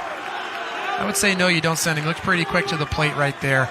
Especially now you got 2-0. Give Sharpie the ability, give him the chance to try to run one out of the yard right here and sneak this game out from Winthrop. Hooks right there, really Winthrop catcher Ty Hooks really wanting that call right there. Not pleased with home plate umpire Tyler Simpson. Fastball's probably a little bit down though. 2-0 pitch to Sharp. Big cut, fouled away, 2-1. Yeah, that's the pitch right there that you want to try to do damage on. That was Sharp takes a great cut at it right here, just fouls it straight back over us right here in the press box. That's how you know that you just missed it. I mean, that is center cut. As much center middle as you can get. Sharp takes his rip at it, just misses it. Sharp leads the team in homers with 4. Rendon saws one off there, strike 2. Yeah, the Winthrop pitching staff has shown that they can get in on Sharp right here, so he's got to really focus on keeping his sights out over the plate, because all game long they've shown that they can jam him over and over again. Sharp sort of dives a little bit over the plate. He really likes to get his arms extended and look for something he can use his full leverage on. So he's really got to try to key on that pitch out over the plate a little bit. 2-2 pitch to Sharp.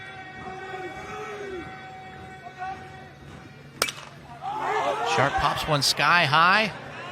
Let's see if Hooks has room for it. Nope. Falls down right in the front row in the stands, and a nice grab. Casual. He's like, yeah, of course. Did you guys expect anything else? Of course I was going to catch it. Look at this. Boop. I'm not even going to get up. I got it. That's the defensive play of the night right there by that fan.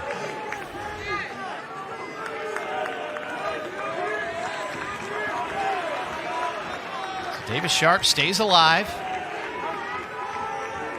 against the Eagles closer. Sam Hall on first base.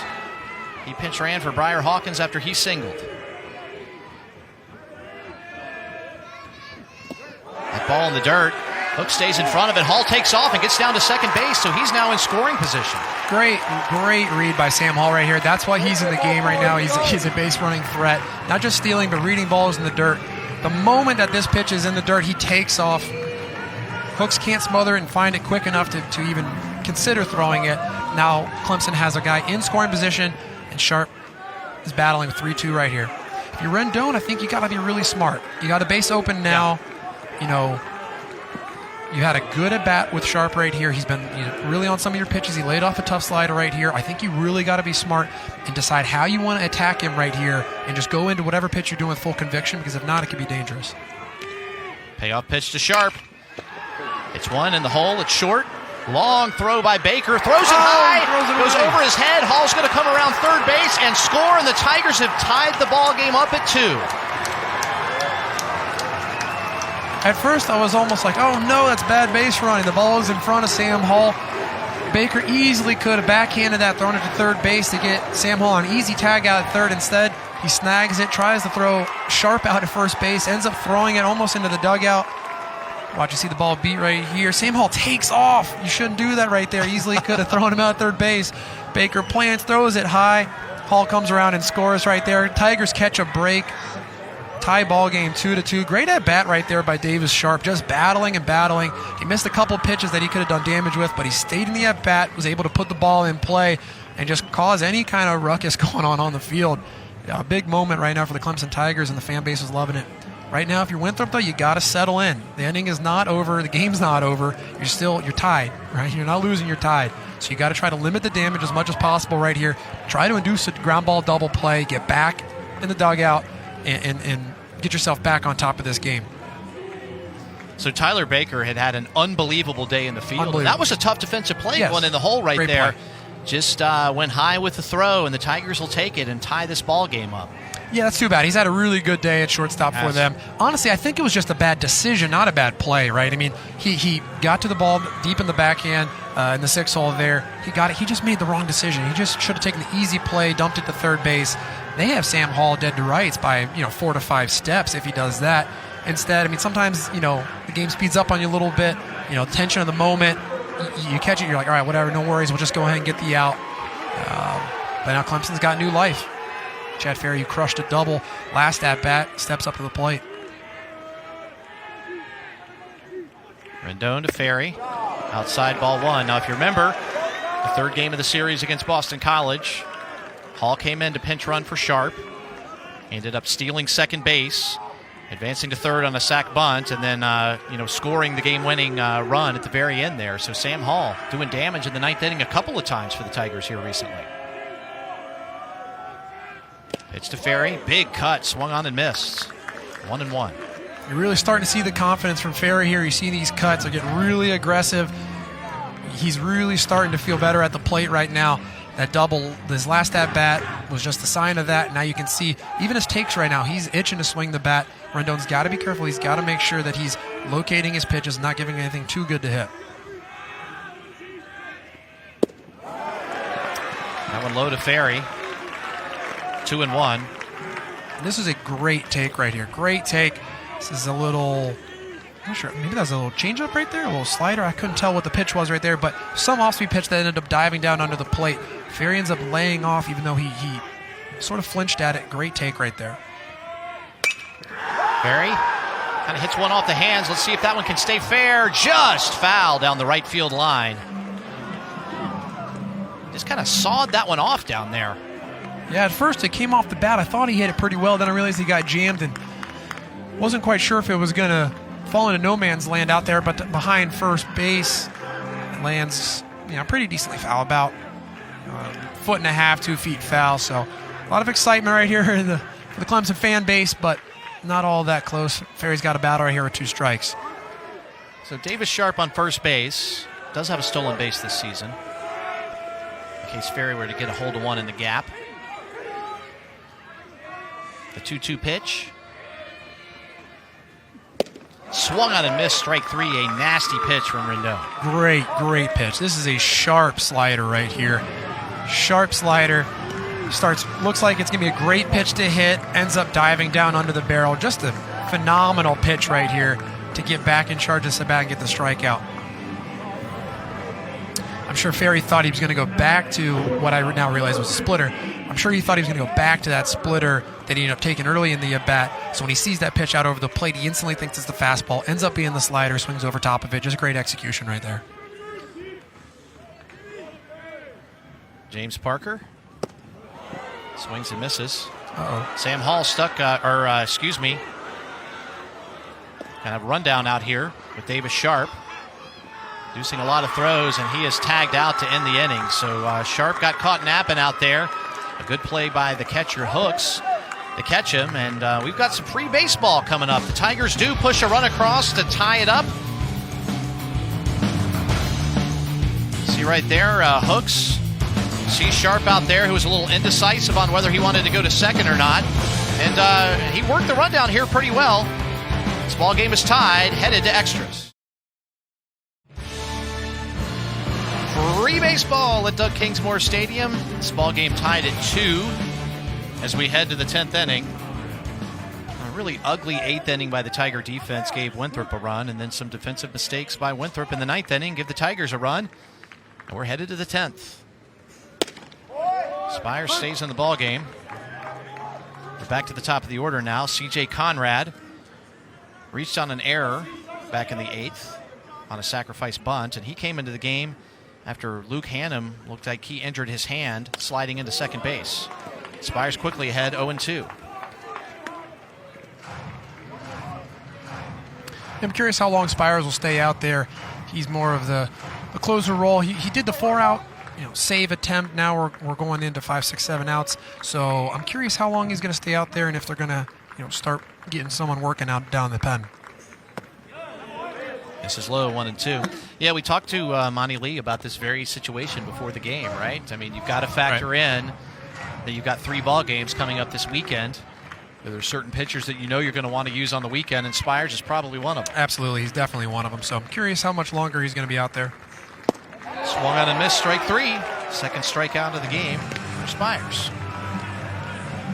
It's just hard, though, if you're Coach Lee and you see Spires sort of mowing through these guys. Yeah. It's hard to want to turn to anyone else because he's doing such a great job. Nasty little changeup right here. Oh, pulls the string on him perfectly. Conrad way out front. Can't hold off on it. Perfectly executed pitch right there. Right on right changeup. Second baseman Joe McNamara. Looks at strike 1. McNamara struck out twice. Hit into a double play and reached on an error.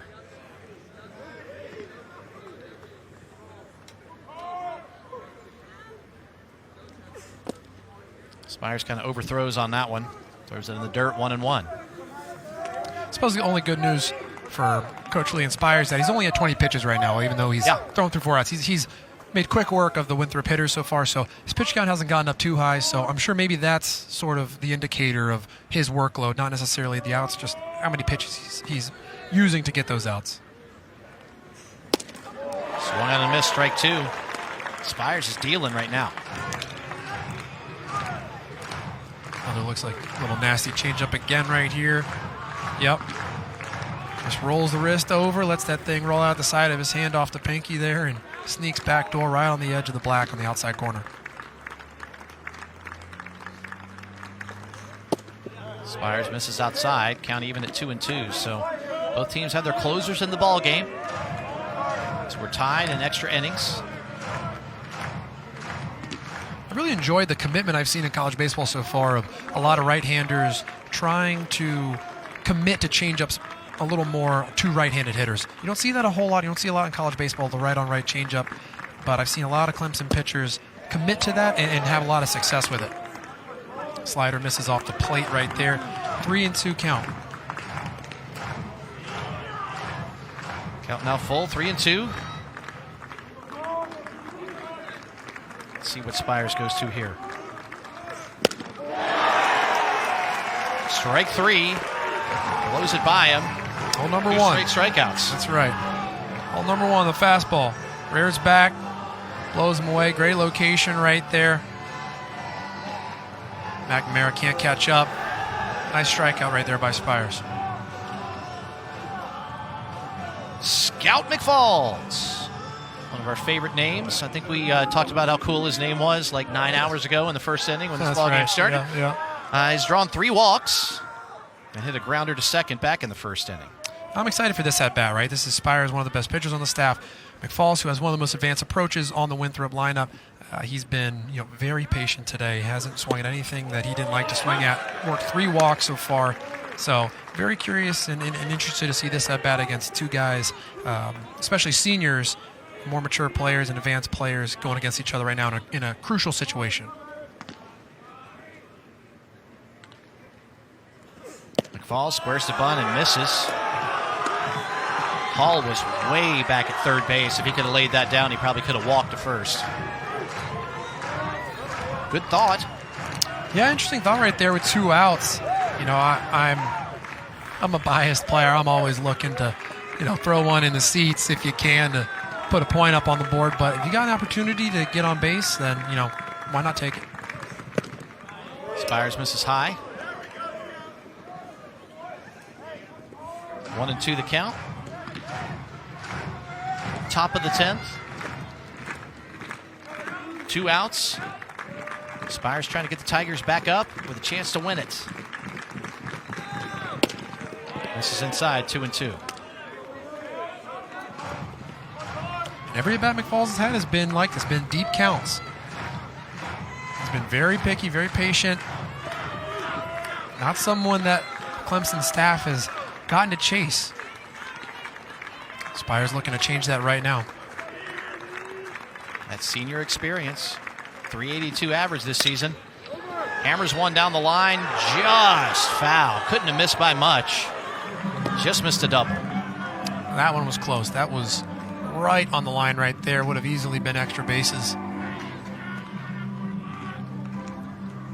McFalls running down the first baseline, just praying and hoping, stay fair, stay fair. No, just foul. Back to 2-2. About a foot foul at the most. Yep. So McFalls gets another chance.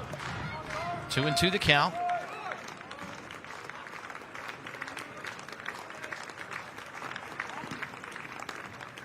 Spires steps off.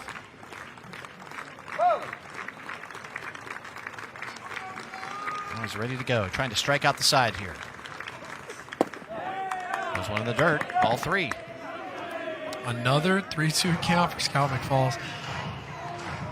I can't tell if it's a combination of the Clemson staff really trying to be careful with him or, him just having a good eye, but he's had some very deep counts today. Payoff pitch right here from Spires coming. Fouled away, and the battle continues between McFalls and Spires. Big cut right here. You see him leaning back on that thing. He was trying to deposit one off the tin roof of the batting cage. That's the swing I'm looking for on 1-0, not the bunt attempt. That's the swing I'm looking for. Coming out of your shoes.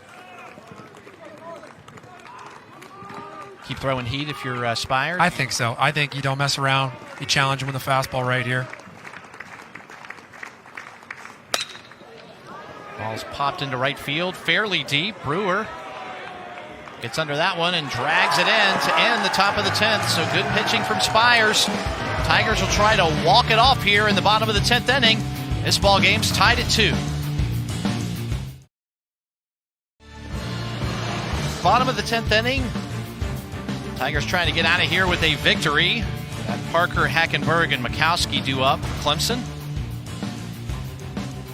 Tigers scored a run in the 9th inning to keep this ball game going. James Parker, the only RBI of the game for the Tigers, way back in the 2nd inning where he got a 2-out single.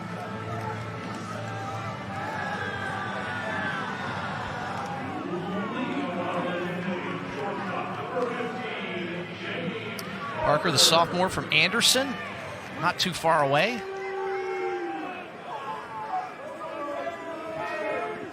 Rendon still in for the Eagles. First pitch from him.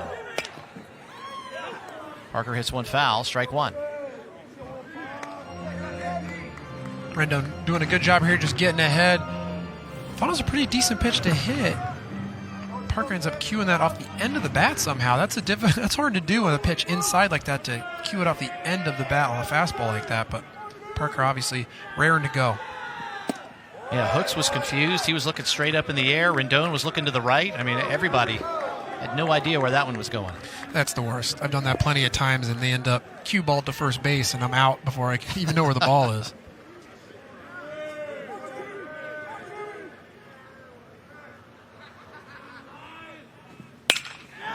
Parker, high fly ball to center field. McFall's got a long way to run. Out number 1. dangerous pitch for Rendon right there. Yes. That was pretty center cut, right down there in the wheelhouse for Parker. He's fortunate that that ball, was just a dangerously high fly ball to center field and not a extra base hit or a home run, because that was a center cut pitch right there. So catches a break, but it's an out, and now he's only got two more to go. Hackenberg had a double and a couple of RBIs last night, but 0 for 3 so far tonight.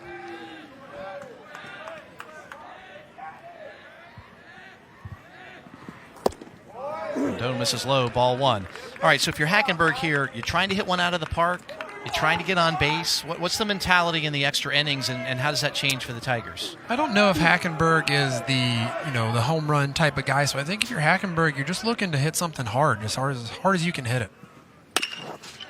He hits it hard there, right at Baker, who spins and throws to first for out number 2.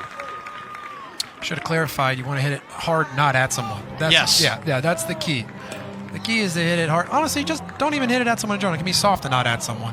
The key is to not hit it at people. So, good swing right there by Hackenberg. Just unfortunate break for him. Just tends to be right at Baker, who throws it over there for the second out of the inning. Baker's so smooth and clean out there, but he had that throwing error in the 9th that allowed the Tigers to get that second run across. Mikowski's got one of the Tiger hits. Swung on and missed, strike 1. Sharp looking slider buried right here. Mikowski just can't hold off, tries as hard as he can. Commits just a little too early right there.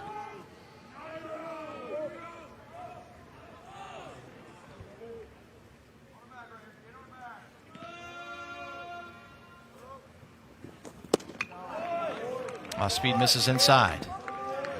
Mikowski singled and stole second back in the 6th. Grounder to second and a grounder to third.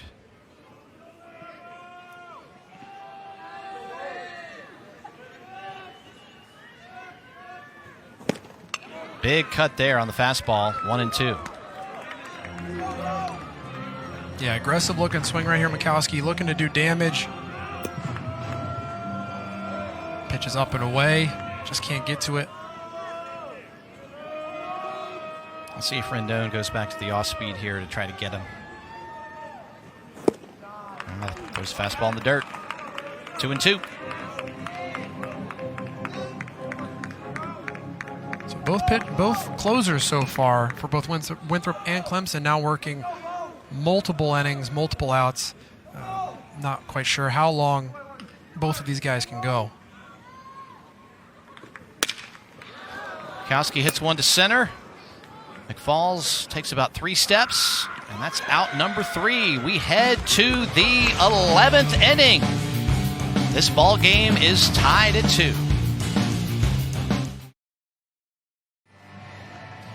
Ball game tied at 2 as we head to the top of the 11th inning, and another new pitcher for the Tigers. And Nick Hoffman coming in, 7th appearance on the year. Another one of these relievers that Monty Lee likes to turn to in tight situations. I think I've actually called him each game that I've called for the Clemson Tigers. He gets a lot of work in these late situations, especially in the midweeks here for the Clemson Tigers.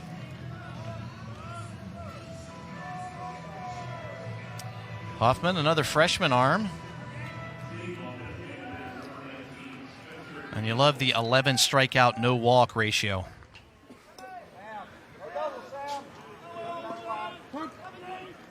So Spencer Yankel up for the 5th time. 0 for 4. A couple of strikeouts, grounded into a double play. First pitch from Hoffman misses. Ball 1. You heard Coach Lee yelling to Sam Hall, third baseman, no doubles. Basically just telling Sam Hall to hug the third baseline as much as possible. Nothing can get down that third baseline. Good fastball from Hoffman there. Swung on a miss, strike 1. You see Sam Hall over here really hugging this line as much as possible. The point is, nothing can get down that line for extra bases. We're okay giving up a single in the 6th hole, but a ground ball down the left field line that would end up as a double, we want to try to take that away as much as possible. You can see the outfielders are deep as well. There are no doubles. Just trying to avoid runners in scoring position. And continued elite telestrator work from Richie Schaefer here. Good job. master of the wand over here. There you go. 2-2 the count. Yankel batting .345 on the season. 4 seniors back-to-back in the middle of this lineup for the Eagles. Yankel's one of them.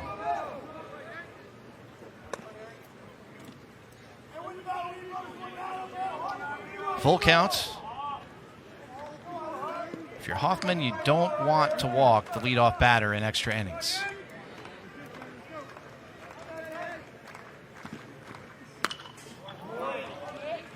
Fouled away, right back over our heads. Count remains 3-2. And Hoffman gets lucky that Yankel bails him out right here. Fastball loses it up a little bit. He ends up fouling it off. So he's really got to try to focus and keep this in the strike zone as much as possible. That ball fouled off again, down into the Tiger bullpen, reaches over the Tiger bullpen. Count remains 3-2. The ball was hit pretty well. It was hit a lot better than I actually anticipated. The ball cleared the old cheap seats bus out there in right field. Those are some wild guys out there. A lot of fun out in the cheap seats in right field. I hung out at the Cajun Cafe Saturday against the Boston College Eagles. Ball is hit very high into the air. Ferry's going to grab it for out number 1. We saw ground balls everywhere during first 9 innings of the game. Now a lot of pop-ups. People trying to rip it out of the yard. Is that what they're doing right now? I think it's a combination of that and a combination of different styles of pitchers coming in. You had a lot of sinker ball guys early in the game. Now we're starting to see some, more power pitchers, straight four seams, curveballs, and changeups and stuff like that. And I think it's a combination of guys, trying to lift the ball and get it out of the yard, plus the different style of pitcher. Eagles have not had a hit since way back in the 5th inning. Cale Gibson, 0 for 4. He's the grad student from McDonough, Georgia. 5'11", 210, looks at strike 1.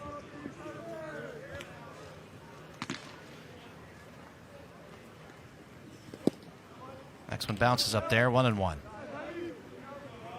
It cracks me up that we throw that ball back and we still use it, right? Yeah. So I'm just so used to professional baseball. The guy could, sneeze on the ball and you can throw it out. He spikes at about 50 feet. Yeah, we're good. Throw it right back. I can work with this. Yeah, what's wrong with it? Hoffman misses low, 2-1. But it never made sense. The guy could ground out. The first 2 batters could ground out the inning. You use the same ball, but you bounce 1 pitch, you're going to throw it out. Never thought about that. That one just misses 3-1.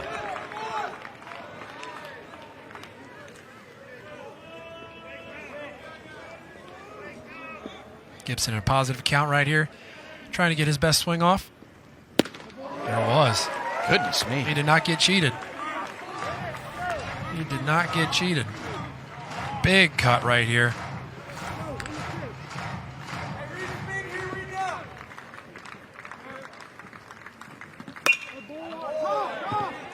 Another pop fly. Sam Hall is going to grab that one for out number 2. Another high fastball. Gibson can't get up there and get on top of it. Ends up popping it up to the infield. Easy secure right there for Sam Hall. So Dylan Morton, just 5 hits again for Winthrop. He has 2 of them. He had a single back in the 2nd inning, and he singled and scored in the 5th inning. Batting average up to a nice 370. Skies the first one up out of play. Hits right above our heads. If there were no roof, Richie Schaefer would have been catching that one.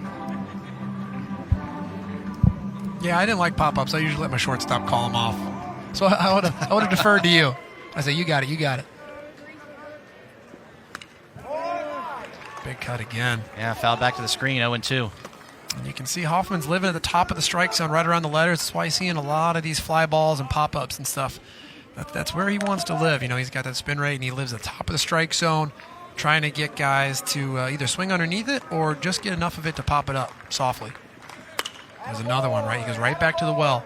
These guys can't show that they can get on top of that heater. He's just going to live there over and over and over again until they can prove that they can either get on top of that pitch or he can't command that high pitch, precise enough.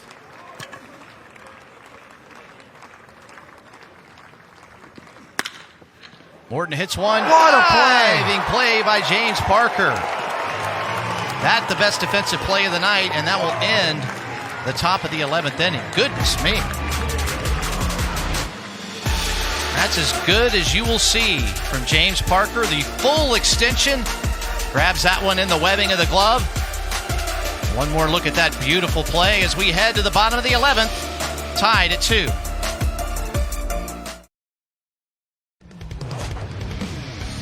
Our score as we head to the bottom of the 11th. You see the James Parker single give the Tigers the lead back in the second inning, and that single from Luke Hannum would tie the ball game up in the 5th inning, and that's when things got wacky and weird in the 8th inning.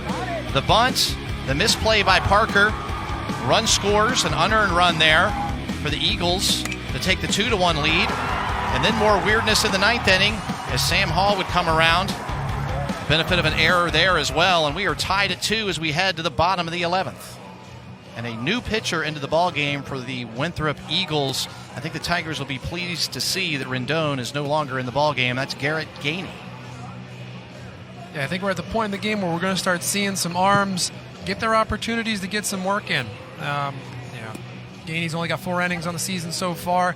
I think once you get into deep extra innings like this, you really got to start utilizing the depth of every pitching staff, and so now it's up to guys capitalizing on some opportunities right now and showing that they can be trusted in tough situations like this. So the Tigers will be back to the top of the order here in the bottom of the 11th. Dylan Brewer, Elijah Henderson, and Kier Meredith due up.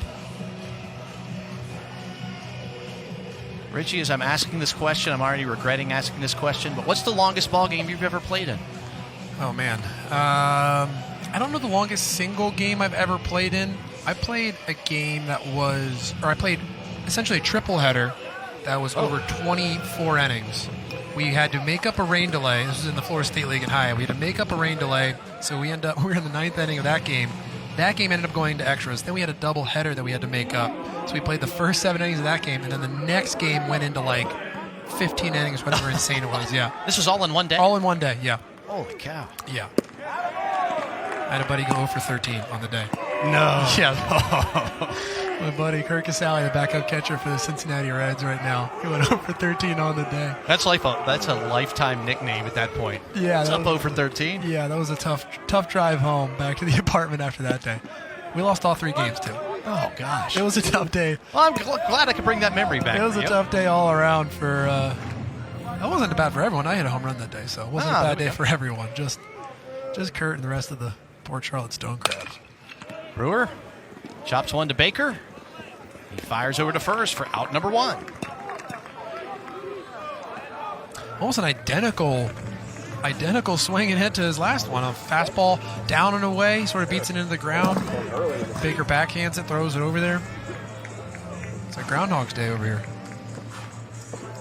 It's the 7th putout by Baker, if my numbers are correct. And Elijah Henderson steps in. He did have a walk back in the 6th. He takes strike 1.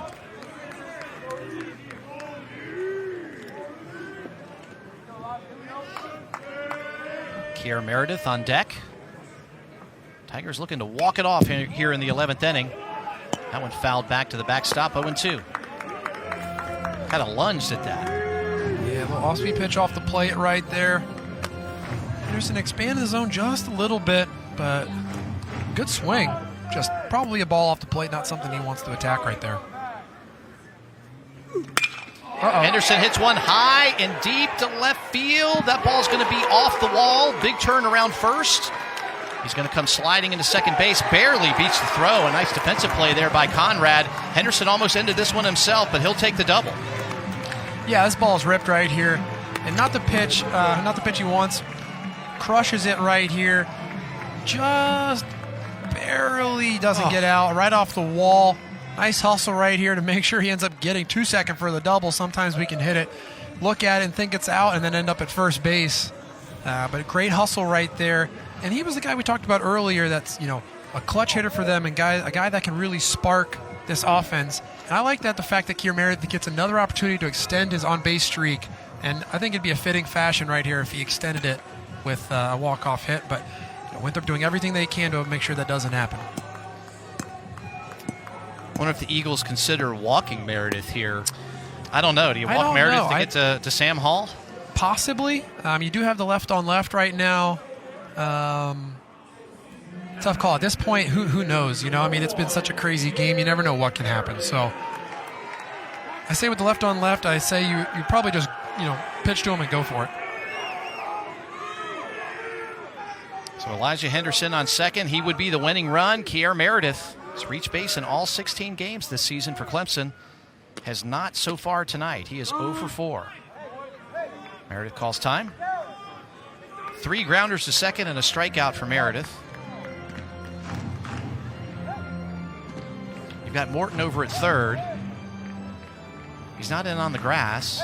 You don't want to charge in too far in a bunt. Yeah, he's in a weird spot. You're right. Yeah, he's you give tight. Henderson. Okay, here he goes. He moves. So Reginos recognized he was in an odd spot and moved him over. Pitch from Gainey. Meredith hits a little chopper. That's going to be a very difficult play for McNamara, and Meredith beats it out and extends his streak to 17 games. Tigers have runners on the corner. I mean, that's just the threat of speed right there. I mean, not the best swing that Kier Meredith's ever taken, but he beats it into the ground, and once he gets past the pitcher, then it's pretty much game over, right? I mean, there's no way that McNamara's going to be able to field that and get him out, especially with Meredith coming out of the box from the left side right there. So great job by Meredith to extend this game and extend his on-base streak right there. So Henderson makes it over to third base. Kier Meredith. Look at our graphics department. Doesn't matter if it's extra innings. They're on it. Reached base safely in all 17 games this season. A big meeting on the mound for the Eagles, and they're in a heap of trouble right now.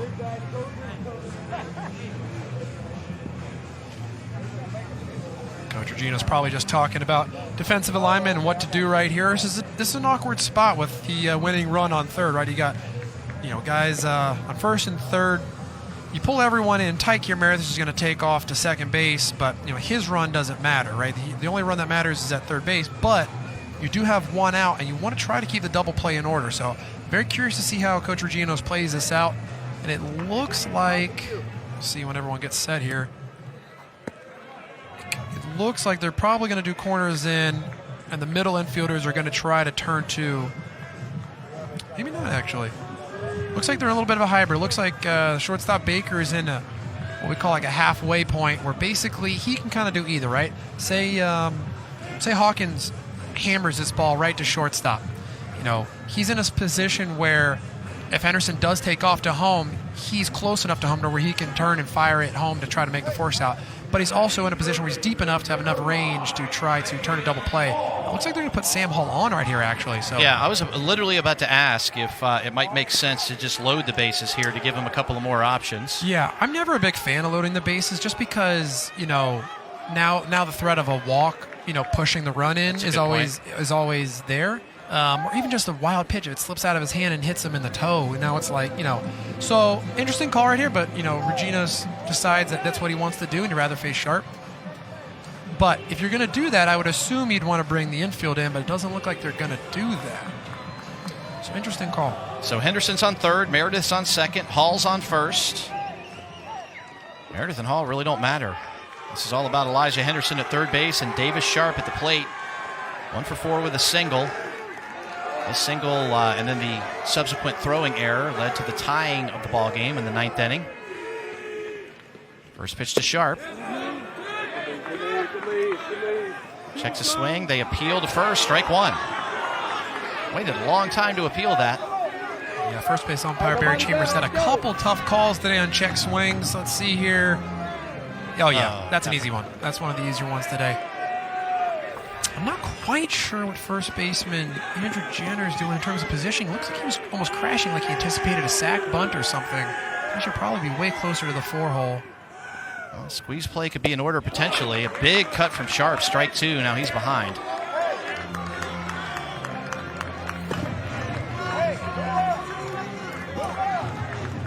Davis just getting a little too aggressive right here.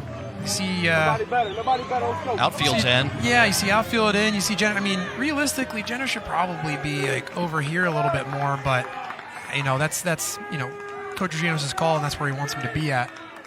So Gainey going to see if he can get the strikeout here. Bounces one up there. What a great play by Hooks to keep it in front of him. Nobody better up there. Let's go.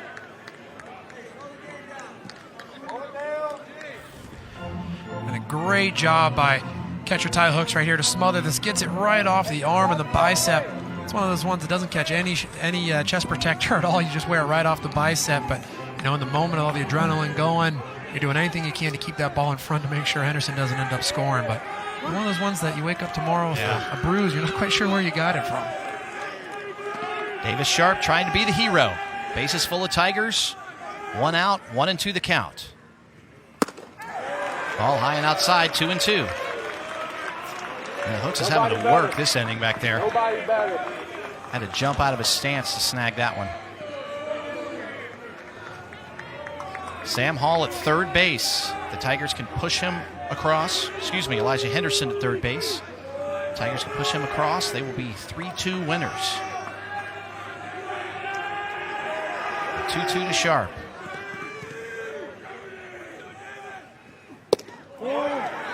Just misses. 3-2. Goodness me, what an eye. Oof, that is a tough take right there by Davis Sharp. Whoa, man, one of those ones that really could have went either way. Trackman has it 50-50.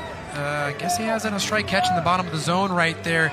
I will say that home plate umpire Charlie Simpson's been very stingy on that bottom part of the strike zone, so at least he's been consistent, but, big take right there by Davis Sharp. Gainey to Sharp. Fouled away. We'll do it again. So Gainey's just got to give him something to hit at this point. So if you're Davis Sharp, you got to feel like you're going to get something that you can probably drive into the outfield. Yeah, I mean, it's a situation where he cannot walk you. So you really got to try to set your sights middle, and try to be as picky as you can right here. Don't let him off the hook. That's what you got to try to do. And Gainey, you got to try to get one over the heart of the plate. Sharp checks his swing. They appeal to first. Strike 3. Oof. Tough call right there. Guess we'll take a look and see. Gainey's fired up. Winthrop's fired up. Let's take a look.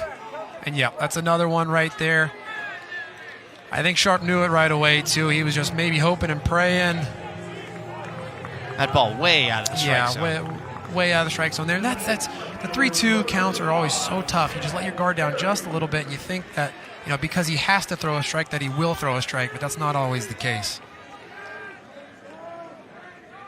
So Gainey with a chance to get out of it now. Chad Ferry steps in. Bases still full of Tigers. Elijah Henderson 90 feet away at third. Gainey pumps it in there. Strike 1. Great job getting ahead right here, especially in such a crucial at-bat with 2 outs.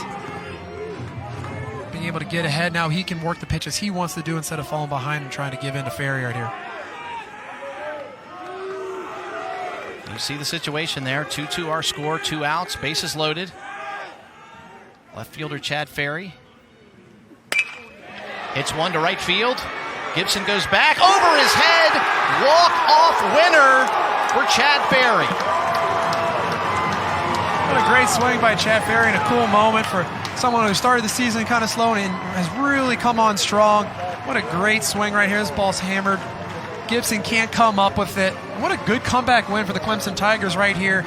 And if you're the Winthrop Eagles, you got to be kicking yourself. It's, they played so well, and it was just a hard-fought battle all around. They've ripped Ferry's shirt off.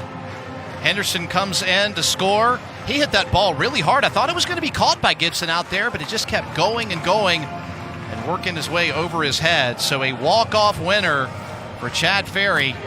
5th straight win for the Tigers. Boy, he jumped all over that. Oh, yeah. Slider over the heart of the plate. Gibson just can't quite get there. Jumps high as he can, just out of the outstretched arm of Gibson. Just can't quite get there. 3-2 win for the Clemson Tigers. Henderson's pumped. They go mob him out there in shallow right field. Look at him fired up. That's what you love about college baseball right there. You love the energy and the passion. These guys are so. Look at Tito's here run out there with a broken hand. He doesn't care. Did you have a go-to celebration moment if you had the walk-off or if you were charging out for the walk-off? Did you have something that you did all the time? No, I didn't have one. Just in the moment, kind of. Just in the moment, yeah. You're just feeling it. Nice. Well, the Tigers moved to 14-3 on the season. Their 5th straight win, and a great ball game tonight. Some weird ways to score, some runs, but the Tigers find a way to get out of here with a 3-2 win. Yeah, great job by the Clemson Tigers, and you got to give Winthrop all the credit in the world. They play a great game. This is Mark Childress, Richie Shaver, the ACC Network. Thanks for joining us. Yeah, thank you guys very much. Tigers will head on the road for their next ball games, and they get out of here a winner, 3-2. You guys have a great night.